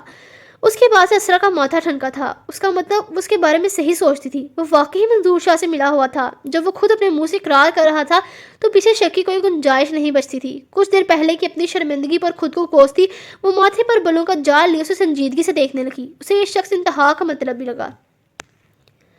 کیا مطلب ہے آپ کی بات کا؟ کیسی ڈیل؟ اسرا نے ضبط سے چبا چبا کر پوچھا۔ دل تو کیا اس کا یہ چہرہ سب کو دکھائے جسے صرف وہ جانتی تھی۔ I have a smart offer for you۔ ایک ابرو چکا کر اس کے ضبط سے سرخ چہرے کو دیکھتے ہوئے بڑے ڈٹائی سے بولا تھا، جبکہ اسرا کی کھا جانے میں نظروں اور اس کے ذہن میں چلتی سوچوں کا سوچ کر اس نے بمشکل اپنی مسکراہٹ چھپائی تھی اور اپنا آپ ویسا ہی ظاہر کیا تھا جیسا وہ اسے سمجھتی تھی۔ اسرا علم سیدھی طرح ماننے والوں میں سے نہیں تھی، تو پھر وہ بھی ٹیڑھا ہو گیا تھا۔ کیسی آفر؟ اسرا نے بہت ضبط سے وہ مشکل اپنی اشتعال کو دباتے ہوئے پوچھا، جبکہ اس کی نہ صرف اپنی جاب سے غداری بلکہ اس سے لالچی فطرت اسے جو تب چڑھی تھی اس کا اندازہ اس کے سرخ چہرے سے لگایا جا سکتا تھا۔ وہ دیکھنا چاہتی تھی کہ آخر یہ انسان کہاں تک گرتا ہے۔ اس کے لیے اسے خود کو قابو میں رکھتے ہوئے ضبط سے پوچھا تھا، جبکہ پچھلے کچھ دنوں سے اس کے ذہن میں بنا اس شخص کا 10% اچھا تاثر اب زائل ہو چکا تھا۔ اس کے پشت پر بکھرے لمبے کرلی سیاہ بال مرر میں واضح نظر آ رہے تھے۔ میرے گھر والے چاہتے ہیں کہ میں شادی کر لوں، جبکہ مجھے شادی میں کوئی دلچسپی نہیں۔ اگر میں ماں صاحب کی پسند کی لڑکی سے شادی کرتا ہوں تو ظاہر سی بات ہے نہ چاہتے ہوئے بھی مجھے ذمہ داری اٹھانی پڑے گی، اور تم تو مجھے جانتی ہی ہو۔ وہ بات ادھوری چھوڑ کر معنی خیزی سے اس کی جانب دیکھ کر رکا تھا اور اسے بے یقینی سے خود کو تختہ پا کر اسے سنجیدگی سے دوبارہ اپنی بات کو جاری رکھا تھا۔ تمہیں بھی خود کو بے گناہ ثابت کرنا ہے، اس الزام سے آزاد ہونا ہے جس کا راستہ مجھ سے ہو کر جاتا ہے۔ اس بار رشوت لینے کا کوئی موڈ نہیں بن رہا میرا، تو میں نے سوچا کیوں نہ میں تمہاری مدد کر دوں، بدلے میں تم میری مدد کر دو۔ ویسے میں جتنا مرضی بے ایمان ہوں، لیکن اگر تم سے کمٹمنٹ کروں گا تو اسے 100% ایمانداری سے نبھاؤں گا، اگر تمہاری مرضی۔ وہ اپنی جگہ سے اٹھتے ہوئے بڑی سنجیدگی سے اپنی بات کہتا کچھ قدم چل کر اس کے پاس آیا تھا۔ مرر میں اس کے ساتھ ساتھ اب اس کا عکس بھی نظر آنے لگا تھا۔ میں کیسے مدد کر سکتی ہوں آپ کی؟ اسرا نے بغیر جھجکے اس کی سنہری آنکھوں میں جھانکتے ہوئے ماتھے پر 2 بل ڈال کر ناسمجھی سے پوچھا تھا۔ یہ آدمی اس کی سوچ سے بھی زیادہ سمارٹ تھا۔ وہ سوچ بھی نہیں سکتی تھی کہ یہ شخص اس سے سودا بازی کرے گا۔ اسرا اس کے ذہن میں چلتی سوچوں تک رسائی نہ حاصل کر سکی۔ کم وقت چہرے کے تاثرات بھی تو نہیں بدلتا تھا۔ اس کے اپنے مطلب کی بات پوچھنے پر وہ مبہم سا مسکرایا، جس پر اس کی تھوڑی میں پڑتا خم نمودار ہوا تھا۔ اسرا نے ناراضگی بھری نگاہ اس کی تھوڑی پر ڈالی تھی۔ اس کی مسکراہٹ بہت متوجہ کن تھی، جس کا اعتراف کرنے سے وہ خود کو روک نہ پائی۔ تمہیں بدلے میں مجھ سے شادی کرنی ہوگی، اس طرح میرے گھر والوں کی بھی میری شادی کی خواہش پوری ہو جائے گی اور تمہاری منزل بھی مل جائے گی۔ It's a deal. سہر نے بغور اس کے چہرے کے تار چڑھاؤ کو دیکھتے ہوئے کہہ دیا تھا جو وہ کہنا چاہتا تھا۔ یہ جو الفاظ نے لاپرواہی کے لبادے میں چڑھا کر کہے تھے، کوئی نہیں کہہ سکتا تھا کہ چند دن پہلے یہ شخص اپنی ماں کے سامنے بیٹھا اس لڑکی کے لیے التجا کر رہا تھا۔ اگر اسرا جان لیتی تو کبھی نہ مانتی۔ اس کے بعد سے اسرا نے بے یقینی سے آنکھیں پھاڑے اسے دیکھا تھا۔ اسے اپنی سماعت پر شبہ ہوا۔ اسے دور دور تک نہیں سوچا تھا کہ وہ اس سے ایسی کوئی بات کرے گا۔ وہ اس کی مدد کرنے کے ساتھ ساتھ اسے اپنے مفاد کے لیے استعمال کر رہا تھا۔ اسرا کئی سال تک بول نہ سکی۔ اسے سنبھلتے ہی آنکھوں میں تنفر لیے اسے دیکھا تھا۔ اس کی بات پر تا دیر اس کی آنکھوں میں اپنی ضبط سے سرخ آنکھیں گاڑے اسے دیکھتی رہی۔ اس کی مجبوریوں سے فائدہ اٹھانا چاہتا تھا تو آخر کار یہ شخص اپنی اوقات دکھا چکا تھا۔ اسرا نے خود کو وہ مشکل اس حیرانی سے نکالا۔ کسی کی بے بسی سے فائدہ اٹھانے کا تو شاید زمانہ ہی آ گیا تھا، اور وہ کہاں اسے بغیر کسی غرض کی مدد کی امید رکھ رہی تھی۔ اس نے ایک پل کو اپنی آنکھیں بند کی تھی۔ کچھ لمحوں کے بعد اسے کمرے میں اپنی ہی لا تعلق سی آواز سنائی دی تھی جس نے سامنے والے کے رگو پے میں تمانی سی بھر دی تھی۔ کیا گارنٹی ہے کہ آپ کبھی اس کمٹمنٹ کو فراموش نہیں کریں گے؟ کیا گارنٹی ہے کہ آپ اپنی زبان سے نہیں مکریں گے؟ کیا گارنٹی ہے کہ آپ مزید میرا وقت برباد نہیں کریں گے؟ کیا گارنٹی ہے کہ آپ پوری ایمانداری کے ساتھ میرے مجرموں کو سزا دلوائیں گے؟ اسرا نے چہرہ اٹھا کر اس کی آنکھوں میں براہ راست دیکھتے ہوئے پوچھا۔ وہ صحیح کہہ رہا تھا کہ اس کی منزل کا راستہ اس سے ہو کر گزرتا تھا۔ وہ پہلے ہی اپنا سب کچھ ان برے حالاتوں میں گنوا چکی تھی۔ اب اگر اسے اپنی منزل تک پہنچنے کے لیے شاید کوئی قیمت بھی چکانی پڑتی تو وہ بھی پیچھے ہٹنے والی نہیں تھی۔ 3 مہینوں تک کا ٹائم لے رہا ہوں میں تم سے، اس کے بعد تمہارے مجرم اپنی کی سزا بھگتیں گے، سلاخوں کے پیچھے ہوں گے۔ یہ میرا پرومس ہے تم سے، اور رہی بات کمٹمنٹ کی تو میں اپنی باتوں سے نہیں پھرتا۔ تم مجھے ہمیشہ اپنے لفظوں پر قائم پاؤ گی۔ سہر نے مضبوط سے سنجیدہ لہجے میں کہا۔ اس کے لہجے میں جانے کیسا اثر تھا جو اسرا کے دل کو اس کی باتوں پر ایمان لانے میں مجبور کرنے لگا۔ وہ لب بھنج کر رہ گئی۔ اس کی باتیں جانے کیوں اس کے دل و دماغ پر اثر کرنے لگی تھی۔ تم سوچ سمجھ کر جواب دے سکتی ہو، کوئی جلدی نہیں ہے۔ اسے عجیب سی کشمکش میں گھرے دے کر وہ پرسکون سے لہجے میں بولا تھا۔ اسرا کے ذہن میں اس وقت ایک ساتھ بہت کچھ چل رہا تھا۔ سب کا دھتکارنا، اس پر الزام تراشی کرنا، اسے اذیت میں کٹی راتیں، اس کے بابا کی موت، اپنی ماں کی بدگمانی، اپنے خاندان والوں کی زہر کن باتیں، یہ سب بیک وقت اس کے ذہن میں گردش کرتے ہوئے اسے فیصلہ کرنے میں آسانی کر گئے تھے۔ کسی فلم کی طرح گزشتہ مہینوں کے منظر اس کے ذہن میں چلتے اذیت سے اس کی آنکھیں بھگو گئے۔ سہر اس کی آنکھوں میں دل سے جمع ہوتی نمی پر ایک چٹی سی نگاہ ڈالتا پلٹ گیا تھا۔ پورے کمرے میں ایک عجیب سی بے چین کر دینے والی تہ در تہ خاموشی پھیل گئی تھی۔ مجھے یہ آفر قبول ہے۔ اسرا کی رندی ہوئی آواز کمرے سے باہر نکلتے سہر کے قدم وہی منجمد کر دیے تھے۔ وہ اپنی پوری ہمت متمم کرتے ہوئے ضبط سے بولی تھی۔ اسے بے یقینی سے پلٹ کر اسے دیکھا تھا۔ اسے لگا تھا کہ اس پر اعتبار نہیں کرے گی، جبکہ اس کا پلان رائگاں نہیں گیا تھا۔ وہ کبھی اس کی مدد اپنے مفاد کے لیے نہیں کرنا چاہتا تھا، مگر اس کا دل اس کے ساتھ کا خواہش مند ہونے لگا تھا، جس میں نہ چاہتے ہوئے بھی وہ کچھ خود غرض ہو گیا تھا۔ اپنے لفظوں پر قائم رہے گا ایس ایس پی صاحب۔ اگر آپ نے میرے ساتھ ذرا سی بھی ہوشیاری کرنے کی کوشش کی، یہ کبھی مجھے ڈبل کراس کرنے کے بارے میں سوچا بھی، تو میں اس بار سچ میں ایک مرڈر کر گزروں گی۔ اسرا نے اپنی نام آنکھوں میں سختی لیے لب بھنج کر مضبوط سے لہجے میں اسے واضح دھمکی دی تھی۔ اس کا انداز بہت متاثر کن تھا، نہ ڈر، بے خوف، بے لچک، بے رحم۔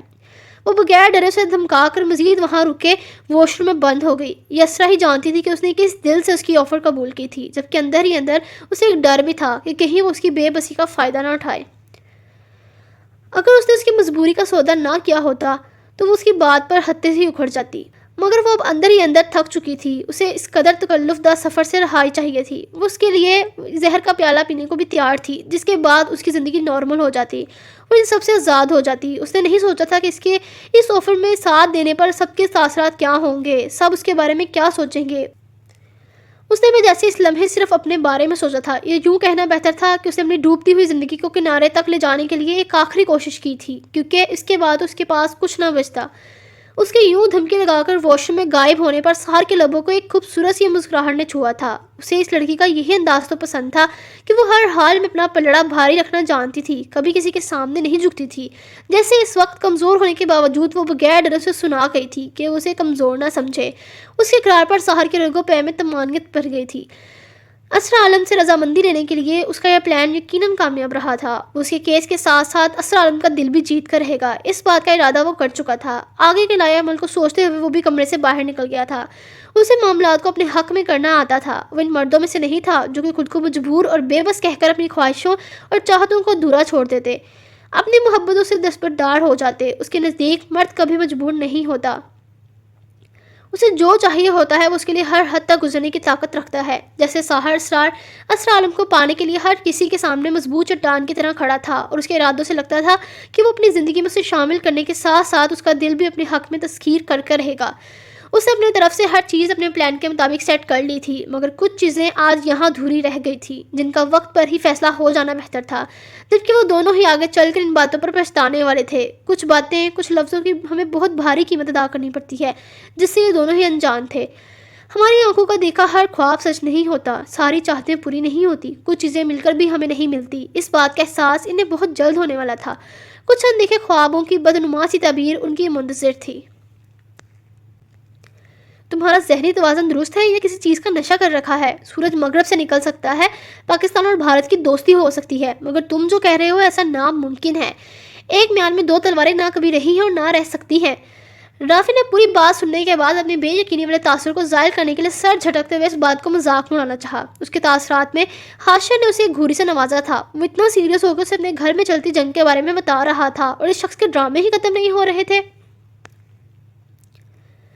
کیوں تمہیں یہ بات ماننے میں کیا تکلیف ہے؟ اسرا اور بھائی کی شادی کیوں نہیں ہو سکتی؟ اور دانت کس خوشی میں نکل رہے ہیں تمہارے؟ پتہ بھی ہے میں کتنا پریشان ہوں اور تم ہو کہ بجائے اپنی کزن سے اس کی رضامندی پوچھو الٹا پاگلوں کی طرح دانت نکال رہے ہو. خاشے نے کھا جانے والی نگاہوں سے اسے دیکھتے ہوئے خفگی سے کہا تھا. رافع کو اس کی ساحر اور اسرا کی شادی والی بات پر جانے کیوں پھر سے ہنسی آئی تھی. وہ دونوں اور شادی؟ ہاشر یقیناً ان دونوں کو ایک ساتھ نہیں دیکھا تھا، جبکہ رافع تو ماضی میں ہوئے ان کے ہر جھگڑے سے واقف تھا جس میں وہ دونوں اپنی انا سے ایک انچ نیچے آنے کو تیار نہیں ہوتے تھے. ایک کا رخ مشرق کی جانب تھا اور دوسرے کا مغرب کی جانب. ایسا سوچنا ہی مضحکہ خیز تھا. ہاشر کی برہم نگاہیں خود پر محسوس کرتے ہوئے وہ مشکل ہی سنبھلا تھا. سوری، مجھے نہیں پتا کہ سر ایسا کیوں کہہ رہے ہیں، لیکن ایک بات میں تمہیں 100% گارنٹی کے ساتھ کہہ سکتا ہوں کہ اگر قیامت بھی آ جائے یا سر اس دنیا کے آخری مرد بھی ہوئے تب بھی اسرا سر سے شادی کے لیے کبھی راضی نہیں ہوگی. اس لیے میری جان یہ ناممکن ہے. تم دیکھنا سر یہ سب جان بوجھ کر ہیرا سے شادی نہ کرنے کے لیے کہہ رہے ہیں. رافع نے حتمی سے لہجے میں اسے اسرا کی طرف سے صاف ہری جھنڈی دکھاتے ہوئے کہا. جتنا وہ اسرا عالم کو جانتا تھا، اس کی اس شخص سے نفرت سے واقف تھا، ان کا دور دور تک اسے کوئی جوڑ بنتا دکھائی نہیں دیتا تھا. وہ دونوں ایک دوسرے کا قتل کر سکتے تھے مگر شادی کبھی نہیں. کیوں؟ کیا برائی ہے میرے بھائی میں؟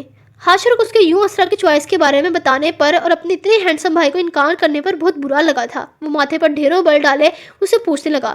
سحر کی آنکھوں میں اس کے لیے واضح پسندیدگی دیکھی تھی اس نے، اور کوئی لڑکی اسے انکار کرے ایسا ناممکن سا ہی تھا. اسرا کو پولیس والے نہیں پسند، سخت ناپسند کرتی ہے وہ پولیس والوں کو. اسے سیریس ہوتا دیکھ رافع نے ناک منہ چڑھا کر اسے اسرا کے نام آنے کی وجہ بتائی تھی. آنکھیں خراب ہوں گی تمہاری کزن کی جو وہ اتنے ہینڈسم بندے کو انکار کرے گی. مجھے تو ان لڑکیوں کے نخرے سمجھ نہیں آتے، یہ نہیں پسند وہ نہیں پسند. ہاشر نے کڑتے ہوئے کہا تھا. جتنا وہ اسرا کو جانتا تھا اسے نہیں لگا تھا کہ وہ اپنی چوائس کو لے کر اتنی کانشیس ہوگی. اس کی بات سے رافع نے ایک سرد سانس فضا کے سپرد کی تھی. اب اسے کیا بتاتا کہ وہ دونوں 5 منٹ ایک جگہ پر اکٹھے نہیں گزار سکتے، اور کجا شادی جیسا اتنا بڑا قدم اٹھاتے. اسے سحر کی سمجھ نہیں آ رہی تھی جس نے ہیرا سے شادی کو انکار اسرا کی وجہ سے کیا تھا. وہ پچھلا برا ہفتہ بہت مصروف رہا تھا، اس کا گھر کا چکر نہیں لگا تھا. تبھی وہ وہاں ہوتی ان ساری باتوں سے لا علم تھا. نہ اسے سحر نے کچھ بتایا تھا اور نہ ہی اسرا نے. ابھی اگر ہاشر اسے ذکر نہ کرتا تو اسے کبھی علم نہ ہوتا. سحر سے تو وہ صبح ہی بات کرنے کے بارے میں سوچ چکا تھا. وہ جاننا چاہتا تھا کہ اس کے دماغ میں کیا چل رہا ہے. اب تم کون سی دنیا میں کھو گئے ہو؟ اسے اپنی جانب غیر متوجہ دیکھ وہ چڑھتے ہوئے بولا تھا. رافع نے چونکتے ہوئے اس کی جانب دیکھا تھا. یہی ہوں. کیا پپو مان گئی؟ رافع نے کچھ سوچتے ہوئے پوچھا. نہیں، ماں صاحب تو بھائی سے پکی ضد لگا کر بیٹھی ہیں کہ وہ قطعی ان کی شادی اسرا سے نہیں کروائیں گی. پتہ نہیں ماں صاحب کو کیا ہو گیا ہے. اس سے پہلے تو اسرا بھی انہیں بہت پسند تھی، جبکہ اب تو بیچاری کو دیکھتے ہی ماں صاحب کا موڈ خراب ہو جاتا ہے. جب سے بھائی نے ہیرا سے منگنی توڑی ہے ماں صاحب اور بھائی کے درمیان گفتگو کا سلسلہ منقطع ہو چکا ہے. ہاشر نے سنجیدگی سے اسے معاملے کی سنگینی سے آگاہ کرنا چاہا، جبکہ وہ چاہ کر بھی اپنے ماں کے اسرا کے بارے میں کہے تلخ الفاظ زبان پر نہ لا سکا. واٹ؟ سر منگنی توڑ آئے ہیں؟ رافع کا 140 واٹ کا جھٹکا لگا تھا. یہ سن کر کہ سحر منگنی توڑ آیا ہے اسے اپنے کانوں پر یقین آیا. کیا وہ اتنا سیریس ہے اس معاملے کو لے کر؟ اسے یوں ریئیکٹ کرتا دیکھ ہاشر نے اسے گھورا تھا. تو میں اتنی دیر سے کیا بکواس کر رہا ہوں؟ تمہارے AIG صاحب کے گھر جا کر ان کی بیٹی کو منع کر کے آئے ہیں اور ساتھ ہی ساتھ انگوٹھی واپس. ہاشر نے اپنے بھائی کا کارنامہ بتایا جس پر رمیسا بیگم بہت خفا تھی. حیرت سے رافع کی آنکھیں پھیلی تھی سحر کے دماغ میں آخر چل کے رہا تھا وہ سمجھ نہ سکا، صحیح معنوں میں وہ اب الجھا تھا۔ اسی پل باہر ڈول بیل بجی تھی، جسے سنتے ہی رافع بمشکل اپنی حیرت سے نکلتا دروازے تک گیا تھا۔ ڈلیوری بوائے کو پیسے دیتے ہوئے اس نے اسے پیزا لیا تھا اور انہیں قدموں پر واپس لوٹتا ہوا لاؤنج میں آیا تھا۔ کچھ دیر پہلے ہی حاشر کے آنے پر اس نے پیزے کا آرڈر دیا تھا۔ ٹیبل پر پیزا رکھتے ہوئے وہ کچن میں گیا تھا اور فریج سے 2 کوک کی کین نکالتا ہوا واپس لاؤنج میں آیا تھا۔ سر سے تو ملنا پڑے گا، آخر ان کے دماغ میں چل کیا رہا ہے؟ لیکن ایک بات تم میری بھی لکھ کر رکھ لو، یہ شادی نہیں ہو سکتی۔ سر جان بوجھ کر پھپھو کا دھیان شادی سے ہٹانے کے لیے بہانے لگا رہے ہیں، تم لکھوا لو مجھ سے۔ رافع نے خود کو مزید فضول سوچنے سے باز رکھنے کے لیے اپنی رائے کا اظہار کرتے ہوئے کہا اور پیزے کا باکس کھولتے ہوئے اس میں سے ایک پیزے کا سلائس نکال کر مزے سے کھانے لگا۔ مجھے تو ان دونوں میں پیار محبت کا کوئی سین لگ رہا ہے۔ حاشر نے بھی پیزے کا ایک سلائس اٹھاتے ہوئے اپنے خیالات کا اظہار کیا، جس میں رافع بھی ساختہ ہنسا تھا۔ کم آن برو، ان دونوں میں جنگ تو چھڑ سکتی ہے مگر محبت نہیں ہو سکتی، رافع نے لاپرواہی سے انداز میں کہا۔ سحر اور محبت ناممکن سی بات تھی۔ رافع کو اپنی سوچ پر 100% یقین تھا۔ وہ دونوں اس مسئلے پر سر جھٹک کر اپنا پیزا انجوائے کرنے لگے، جبکہ رافع اندر ہی اندر سحر سے بات کرنے کا ارادہ کر چکا تھا۔ آج اتوار کا دن تھا۔ رمیسا بیگم اپنی نگرانی میں ملازموں سے صفائی کروا رہی تھی۔ رات کے کھانے پر عاطف اور زمل انوائٹڈ تھے۔ سحر صبح سے باہر گیا ہوا تھا اور ابھی کچھ دیر پہلے ہی گھر لوٹا تھا۔ رمیسا بیگم اور سحر کے درمیان بات چیت بالکل بند تھی۔ وہ جب سے منگنی توڑ کر آیا تھا تب سے ہی رمیسا بیگم بالکل خاموش ہو گئی تھی۔ انہوں نے اسے کچھ نہیں کہا تھا، جبکہ سحر جانتا تھا کہ یہ خاموشی کسی آنے والے طوفان کی نشاندہی کر رہی تھی۔ گھر کا ماحول بہت عجیب سا بن گیا تھا۔ پولیس اسٹیشن میں کام اب بھی پہلے سے بڑھ گیا تھا۔ وہ صبح جلدی چلے جاتا اور رات گئے واپس لوٹتا۔ اس دن کے بعد اس کی اسرا سے ملاقات نہیں ہوئی تھی۔ آج وہ اپنا کام ختم کر کے دوپہر کو گھر لوٹ آیا تھا اور اس نے ہی زمل اور عاطف کو رات کے ڈنر پر انوائٹ کیا تھا۔ زمل کو سب کچھ بتا چکا تھا، جو کہ اس کے فیصلے پر بہت خوش تھی۔ اس نے رمیسا بیگم کو راضی کرنے کی ذمہ داری اب اسے اور اس کے شوہر کو دی تھی، کیونکہ رمیسا بیگم تو اس سے قطعی تعلق کیے بیٹھی تھی۔ زمل نے رمیسا بیگم کو منانے کی ذمہ داری اپنے سر لی تھی، جبکہ وہ جانتی تھی کہ جب کبھی اس کی ماں ضد کرنے پر آتی تو اس کی کوئی نہیں چلتی تھی، مگر وہ اپنے بھائی کی خاطر یہ کوشش کرنے کو تیار تھی اور اسرا کو اپنی بھابھی کے روپ میں سوچ کر ہی زمل نے اپنی خوشی سنبھالی نہیں جا رہی تھی۔ بلا شبہ اسرا اور سحر کا کپل ایک آئیڈیل کپل ہوتا۔ رافع جو کہ آج ساحر سے مل کر ساری بات چیت کرنا چاہتا تھا، اسے آج صبح ہی وہ کام کے سلسلے میں آؤٹ آف سٹی بھیج چکا تھا۔ سحر نے اس کی اور انسپیکٹر فائق کی ایک اہم کام پر ڈیوٹی لگائی تھی، جس پر وہ دونوں ہی صبح کراچی کے لیے روانہ ہو چکے تھے۔ اسرا تو اس آفر کو قبول کرنے کے بعد جانے کیوں اندر ہی اندر اضطراب کا شکار تھی۔ اپنے فیصلے سے تو وہ مطمئن تھی، اسے بس اس الزام سے رہائی چاہیے تھی، اپنے گھر والوں کی آنکھیں کھولنی تھی، انہیں بتانا تھا کہ وہ آج بھی پہلے دن کی طرح صاف ہے۔ اسے اپنا مقام واپس چاہیے تھا اور اس کے لیے یقیناً وہ بہت بڑی قیمت ادا کرنے والی تھی۔ وہ اپنی زندگی کے سب سے ناپسندیدہ شخص سے نکاح کرنے والی تھی۔ بے شک یہ ایک ڈیل تھی، کانٹریکٹ تھا، مگر دنیا تو اسے سچ ہی مانتی۔ اپنے نام کو اس شخص کے ساتھ وقتی طور پر جوڑنا ہی اسے اس قدر ناگوار گزر رہا تھا کہ سوچ کر اس کا سر دکھنے لگا تھا۔ اس نے کبھی نہیں سوچا تھا کہ اس کی زندگی میں آنے والا پہلا شخص یہ SSP ہوگا، جس میں دنیا جہان کی برائیاں تھیں۔ یہ سب سوچیں اسے مضطرب کرتی تھی، لیکن جب بھی وہ اپنے خاندان والوں کا رویہ سوچتی تو اسے یہ اذیت کم لگنے لگتی۔ وہ رافع کو سب کچھ بتانے کا ارادہ رکھتی تھی تاکہ بعد میں یہ شخص اپنے لفظوں سے نہ مکرے۔ سر شام میں زمل اور عاطف اور حنان کے ساتھ یہاں پہنچ چکے تھے۔ رمیسا بیگم اور اپنے بھائیوں سے ملنے کے بعد وہ سیدھا اسرا کے کمرے کی طرف بڑھی تھی۔ اسرا مغرب کی نماز پڑھ کر ابھی فارغ ہی ہوئی تھی جب زمل انتہائی گرم جوشی سے گلے لگتے ہوئے ملی تھی۔ اسرا اس کی پرجوشی سمجھ نہ سکی، وہ اس کی اس قدر گرم جوشی سے ملنے پر وہ مشکل ہی مسکرائی تھی۔ اسے زمل آج بہت زیادہ خوش لگی۔ زمل کی موجودگی میں ہی حنان آ کر اسرا سے لپٹا تھا اور اس کے گلے ملنے لگا۔ حنان کو دیکھ کر اسرا کا موڈ خود بخود ٹھیک ہو گیا تھا۔ وہ دل سے مسکرائی تھی اور اسے اٹھاتے ہوئے اپنے بیڈ پر بٹھاتے ہوئے اس کی چھوٹی چھوٹی معصوم باتوں کا جواب دینے لگی۔ اسی وقت حاشر اسرا کے کمرے میں نمودار ہوا تھا اور حنان پر جھپٹتے ہوئے اس سے ملنے لگا، جس پر حنان کے چھوٹے چھوٹے قہقہے کمرے میں گونجے تھے۔ اسرا بھی انہیں دیکھ کر مسکرا دی۔ اس گھر میں حاشر اسرار ہی تھا جو اس سے اب بھی پہلے کی طرح بغیر کسی غرض کے بات کرتا تھا، جس کے انداز میں کوئی تبدیلی نہیں آئی تھی۔ حاشر حنان کو بہت تنگ کرتا تھا۔ ویسے تو حاشر اسرار سب کو بھی بہت تنگ کرتا تھا، مگر حنان کے ساتھ اس کا پیار ہی انوکھا تھا۔ زمل ان پر ایک مسکراتی نگاہ ڈال کر کمرے سے باہر نکل گئی۔ وہ سحر کے فیصلے سے بہت زیادہ خوش تھی۔ لاؤنج میں عاطف رمیسا بیگم کے ساتھ بیٹھا کافی پی رہا تھا اور انہیں فریحہ کی شادی کی ہوئی ڈیٹ فکس کے بارے میں بتا رہا تھا، جس پر اسے اور اس کی فیملی کو مبارکباد دے رہی تھی۔ زمل اپنی کافی کا مگ لے کر ملازم سے سحر کے بارے میں پوچھتے ہوئے لون کی جانب آئی تھی، جہاں وہ اپنے فون پر محو گفتگو نظر آیا۔ زمل کے چہرے کی چمک اپنے بھائی کو دیکھ کر مزید بڑھی تھی۔ وہ مسکراتے ہوئے اس کے قریب آئی تھی اور اسے سرپرائز دینا چاہا۔ سحر اپنے پیچھے زمل کی خوشبو پاتے ہی فوراً پلٹا تھا اور اس کے سرپرائز دینے سے پہلے ہی اسے اپنے ساتھ لگاتے ہوئے پکڑ چکا تھا۔ اس کے آتے ہی وہ فون بند کر چکا تھا۔ کیا ساحر، ہر بار کیسے جان جاتے ہو کہ میں تمہارے پیچھے موجود ہوں؟ زمل نے ہلکی سی خفگی کا اظہار کرتے ہوئے اسے دیکھا تھا۔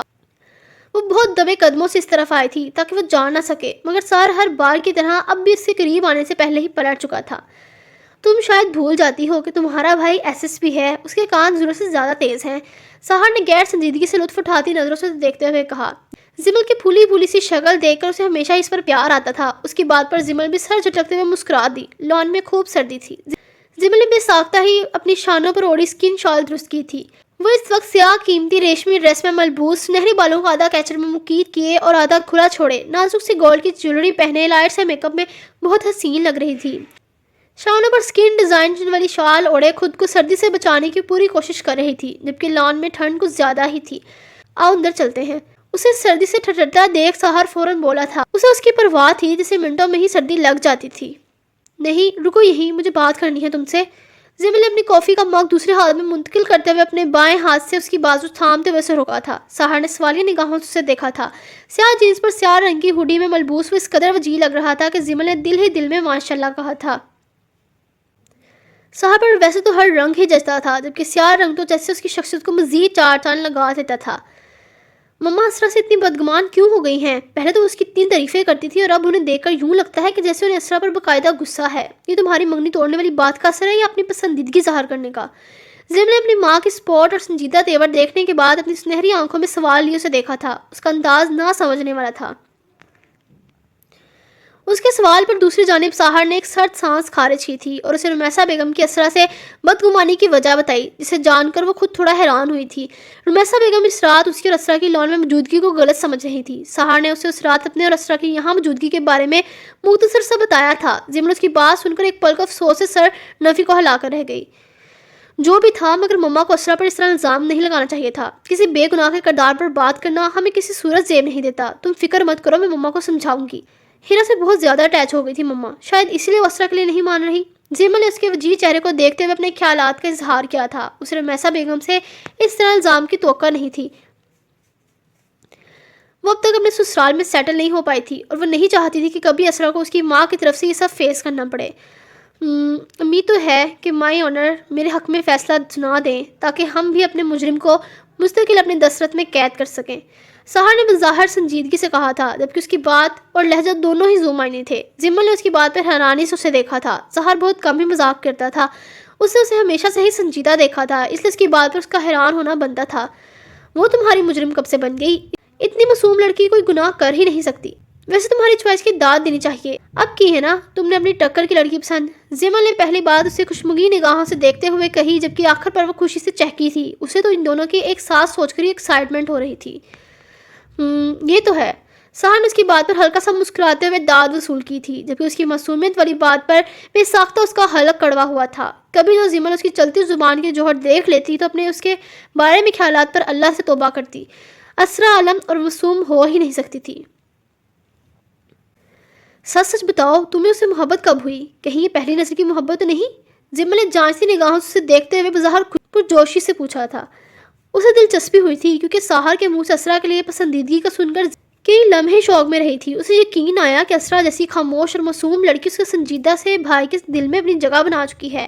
اس کے بعد کا جواب دینا جانے کیوں سہار کو تھوڑا مشکل لگا۔ اس سوال کا جواب تو وہ خود اپنے دل سے حاصل نہیں کر پایا تھا۔ اس کے دل نے تو بس ایک ہی خواہش شدت سے پکڑ رکھی تھی، اسرا عالم کو اپنی زندگی میں شامل کرنے کی اور اس پر مکمل اختیار رکھنے کی، مگر ان سب کے ساتھ وہ اس کی پسند کے تقاضوں پر بھی پورا اترتی تھی۔ اس کے نزدیک ایک لڑکی کو جیسا ہونا چاہیے تھا وہ بالکل ویسی ہی تھی، تو بس پھر یہ وجہ کافی تھی اسے اپنا ہم سفر بنانے کے لیے کہ وہ اسے پسند تھی۔ رہی بات محبت کی تو اس کے بارے میں وہ کچھ خاص واقف نہ تھا، شاید یہ دراق ہونا بھی اس پر باقی تھا۔ محبت بہت بھاری لفظ نہیں؟ سہار نے وہی کہا جو اس لفظ کو سننے کے بعد اسے محسوس کیا۔ لان کی تازہ سرد ہوا نے اس کے سنہری بالوں کو چھوتے ہوئے شرارت سے اس کی پیشانی پر بکھیر دیا تھا، جبکہ وہ بہت خوبصورتی سے زمل کی بات کو گھما چکا تھا۔ زمل اس کی سنہری آنکھوں میں اسرا کا عکس دیکھتے ہوئے مبہم سا مسکرائی تھی۔ محبت بھاری تو ہوتی ہے، پہلے اسے پانے کے لیے انسان کو بہت سے امتحانوں سے گزرنا پڑتا ہے اور پھر پانے کے بعد بھی امتحان جاری رہتا ہے، بس نوعیت بدل جاتی ہے۔ زمل نے ایک سرد سانس فضا کا سپرد کرتے ہوئے بوجھل سے لہجے میں کہا۔ اس کا دل بھی تو عاطف کی محبت میں قید تھا اور امتحان تھے کہ ختم ہونے کا نام نہیں لے رہے تھے۔ محبت کرنے والے اس میں آئی آزمائشوں امتحانوں سے نہیں گھبراتے، من پسند منزل کا حصول یوں ہی تو نہیں ممکن ہوتا، سہار نے لاپرواہ سے انداز میں کہا تھا۔ اس کے ذہن میں بس رمیسا بیگم کی ناراضگی تھی جو کہ اب اس سے برداشت نہیں ہو رہی تھی۔ تو جناب اس لیے ڈنکے کی چوٹ پر اپنی محبت کو اپنے نام لگوا رہے ہیں۔ زمر اس کی بات کو کسی اور انداز میں سمجھی تھی۔ اس کا اشارہ پہلے بہادری سے بغیر اے آئی جی صاحب کی پوسٹ کا پریشر لیے ان کی بیٹی سے منگنی توڑنے کا تھا، اور دوسرا اپنی ماں سے اپنی خواہش کے اظہار کرنے پر۔ مجھے خوشی ہوتی اگر میرے مخالف میری ماں صاحب کی جگہ کوئی اور ہوتا، مگر ماں صاحب سے ضد لگانے کے بارے میں سوچ بھی نہیں سکتا۔ سہار نے سنجیدگی سے سر جھٹکتے ہوئے بدمزہ ہوتے ہوئے کہا، ڈونٹ وری، ماما تم سے بہت پیار کرتی ہیں، بس وہ شاید یہ سب ایکسپیکٹ نہیں کر رہی تھی۔ جمل نے اس کا ہاتھ مضبوطی سے تھامتے ہوئے ہلکے پھلکے سے لہجے میں کہا۔ سہار اس کی بات پر اس بات میں سر ہلاتا ہوا پھیکا سا مسکرایا، جانے کیوں اسے رمیسا بیگم سے اس قدر شدید اختلاف کی توقع نہیں تھی۔ لان میں ہر طرف رات کی سیاہی پھیل چکی تھی اور سرد ہوائیں مزید زور پکڑ چکی تھی۔ کچھ دیر بعد وہ دونوں اندر کی جانب بڑھ گئے۔